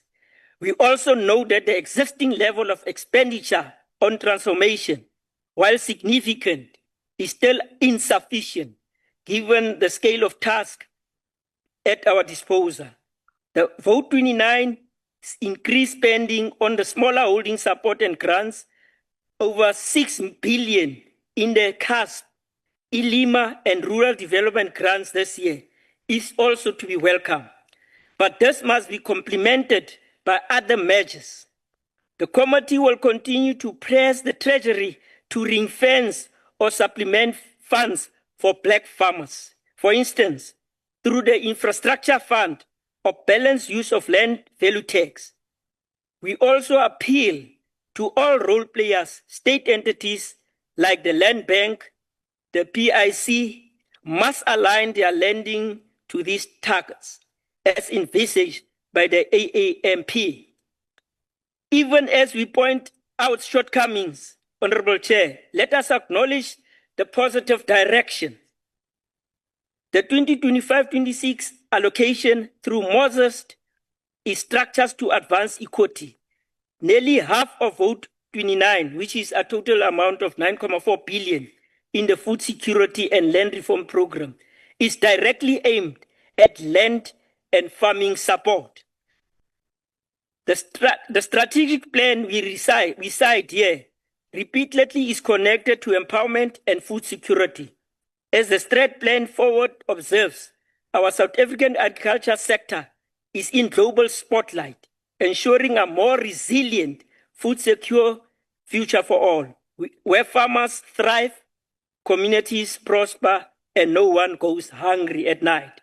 These goals must explicitly include Black communities that were historically excluded from the mainstream economy. Finally, let us remember that Black empowerment in agriculture is a national imperative enshrined in our Constitution and in the ANC's Freedom Charter. Every year that passes without meaningful transformation is another year of unfulfilled promise. Budget Vote 29 provides both tools and tasks. It gives us grants, loans, and programs to extend opportunities, while challenging us to monitor their outcomes. It is our duty on this floor to ensure those tools are wielded to open markets, increase skills, and secure land for our people. In closing, I pledge that the ANC's voice in the NCOP will remain unwavering on these issues. We support Vote 29 because it's the right instrument, although imperfect, for driving agricultural transformation. With vigilance, we will watch the implementation of every program and expenditure line. And with optimism, we will hold all government stakeholders to account. In their commitment, Honorable Chair, that in 5 years, the number of successful Black commercial farmers must be substantially increased so that we are able to address the historical past. As an ANC, we support the budget. With the remaining minutes, Honorable Chair, Honorable Capa, you have disappointed me in the sense that you have embarked on cheap boasting and cheap bragging. And Amilcar Cabral warned us that we must not tell lies and must not claim easy victories. Cape Town is a tale of two cities. January the 8th, the ANC celebrated its birthday year. All 8 provinces were here. All of them have witnessed the falsehood of the Western Cape being a model province. There are 2 cities, one for the rich, one for the poor. 2 provinces, one for the rich, one for the poor. Just here next to the station, there are people who are staying in plastics. In Manenberg, in Michel's Plain, Kailicha, Langa, and all the informal settlements, there are no services. No, Western Cape is one of the worst unequal provinces. We are disappointed. Honorable Boshoff, Honorable Pinar, this morning you just said point of order. You are reserving your Honorable your Mabilo, support for the budget. Honorable Mabilo, won't you take your seat, please? Honorable Masipa, what's your point of order? House Chair, I'm rising on a point of order. Rule 61. This honorable member is misleading the House. Can you ask him to withdraw? Honorable Masipa, I think you'll find it's a point of debate. Thank you, Honorable Chair. Mabilo, if you'll allow me to finish, please. Honorable Mabilo, please continue your speech. No, I've got still a lot of time here. The point is that, Honorable Chair, Honorable Pinar and Honorable Boshoff, we serve in the same select committee. This morning we adopted the budget. But the 2 of you did not support the budget. You have reserved your reservation. Now that the minister is here, you support the budget. Double standards. How can we trust you? It is on record. How can you trust you? We can't trust you. Secondly, I think it is very wrong for you, Honorable Billy. You are so anti-transformation that everything that we do as the government of unity in terms of the ANC, you always oppose.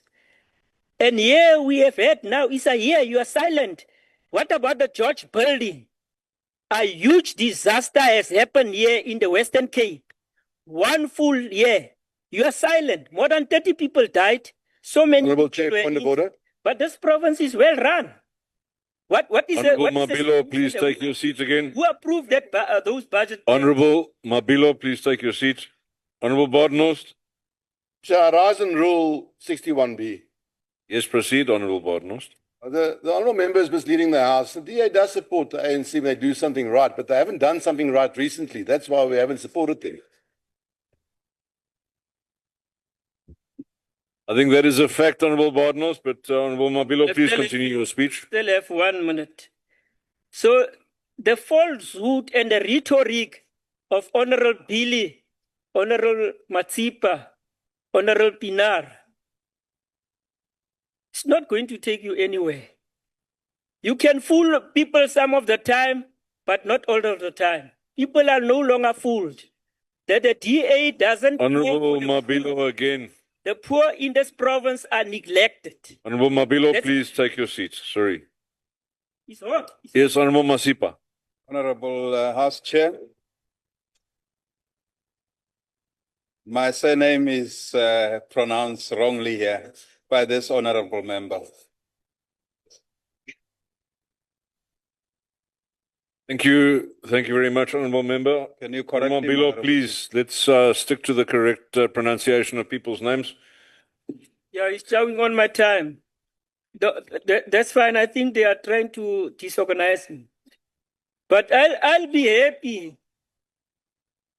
I'll be happy if we can address the current inequalities in this province. And it is very important that we continue to expose the falsehoods of people here in this province. And I must say that honorable members referred again once to some of our own country people as migrants.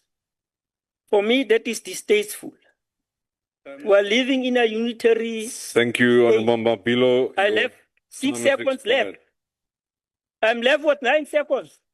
No, you minus 11, minus 12. Thank you very much, Honorable Chair. We support the budget. Thank you.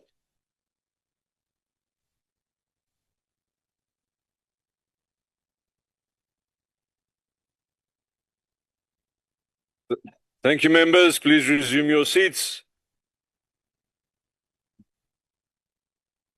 Honourable members, once again, it's my pleasure to invite back to the podium to close this debate the Minister of Agriculture, Honourable John Syeenhuisen.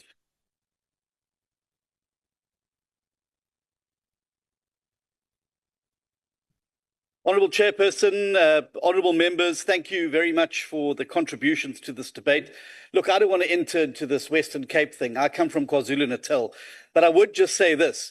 People vote with their feet, and I think it's quite telling that the president of the African National Congress has chosen to build not one, but 2 houses here in the Western Cape.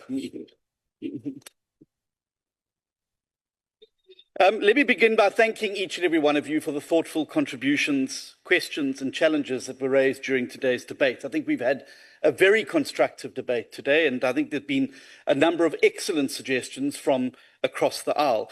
I think what stands out most clearly to us is a shared conviction across parties, across provinces, and across other lines that agriculture is not a side issue. It is foundational to our country's food sovereignty, rural development, and economic resilience.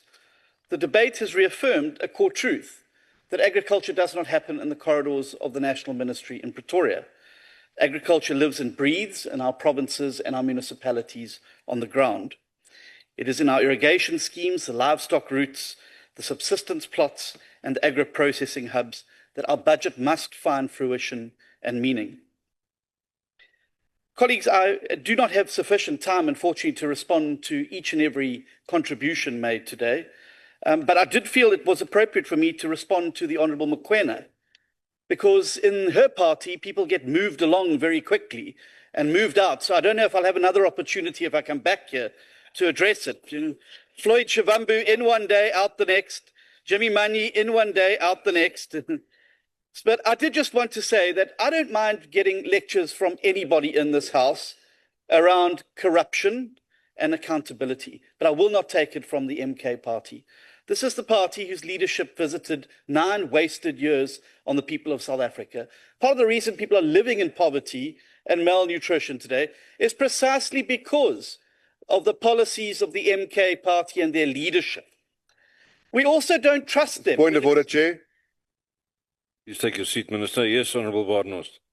Chair, the delegate's got a right to address the floor without being interrupted. Absolutely. Well, I wouldn't call what the Honourable McQueen doing was debating. It was more meandering. It was meandering into the agriculture debate, the police and security sector debate, then into the land reform and rural development debate. We were talking about agriculture here today. But she also then says that her and her party have this vision for land reform in the country. We've seen what that vision looks like. It's called Estina Dairy, where land reform beneficiaries who should have got the land that was benefit and due to them was taken away by your leadership and given to the Guptas. If that's the type of land reform you propose, I don't think we want anything to do with it. Point of order.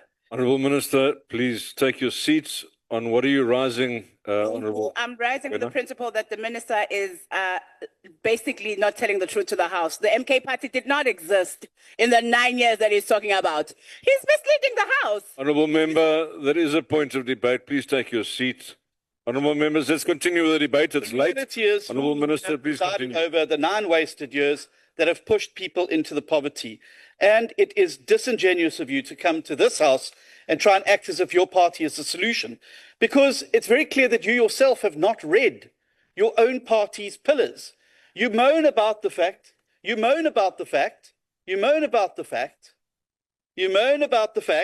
that there's land in rural areas that's under traditional leadership and people don't have title. But your pillar in pillar 3 says expropriate all land without compensation and transfer ownership to the state and traditional leadership. That means the 25% of land that we've transferred into black ownership in this country, you want to have expropriated without compensation and revert those people to being serfs of the Zuma administration again. No, no, no. That's not how land reform happens. We are going to do it the correct way. The Honourable Kennedy as well also tended to meander into some other debates, and I would hope that she's going to be here for my honourable colleague Inyonso's debate on rural development and land reform. But I'm not sure if she's actually bothered to read the budget, because many of the things she bemoans are the very programs there. I would summarize the mischaracterization of this budget with a quote from another Kennedy, John Kennedy, who said that, and I quote, "Too often we enjoy the comfort of opinion without the discomfort of thought." Close quote. We have much to do and many things to achieve still in agriculture. And I look forward that every time that we deliver a tractor, every time somebody receives a support from the state, every time a young farmer receives access to land and post-settlement support, I will be there to remind them that it is the MK and EFF that didn't want them to have it. Honourable Minister, please take your seat. Check, Kenny. What are you rising, Honourable Member? The application for post-matric are open, okay? Just pass the message. From what point are you rising? Are open. From a party with a leader in grade 2, that's somewhat rich. Chairperson.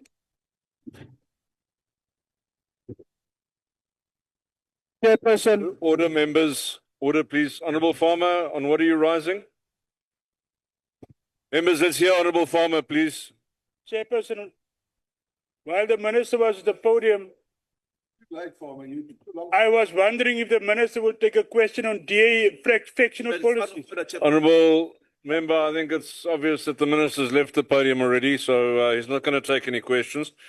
Honourable members, that concludes a long day of debating. I'd like to thank all participants. I'd like to thank the Minister, the Deputy Minister, all permanent delegates. Please take your seats, members. Please take your seats. I'd like to thank the Minister and Deputy Minister, all permanent delegates, MECs, special delegates, representatives from SALGA, ladies and gentlemen. Honourable members, that concludes the debate for today. The House is now adjourned. Thank you very much.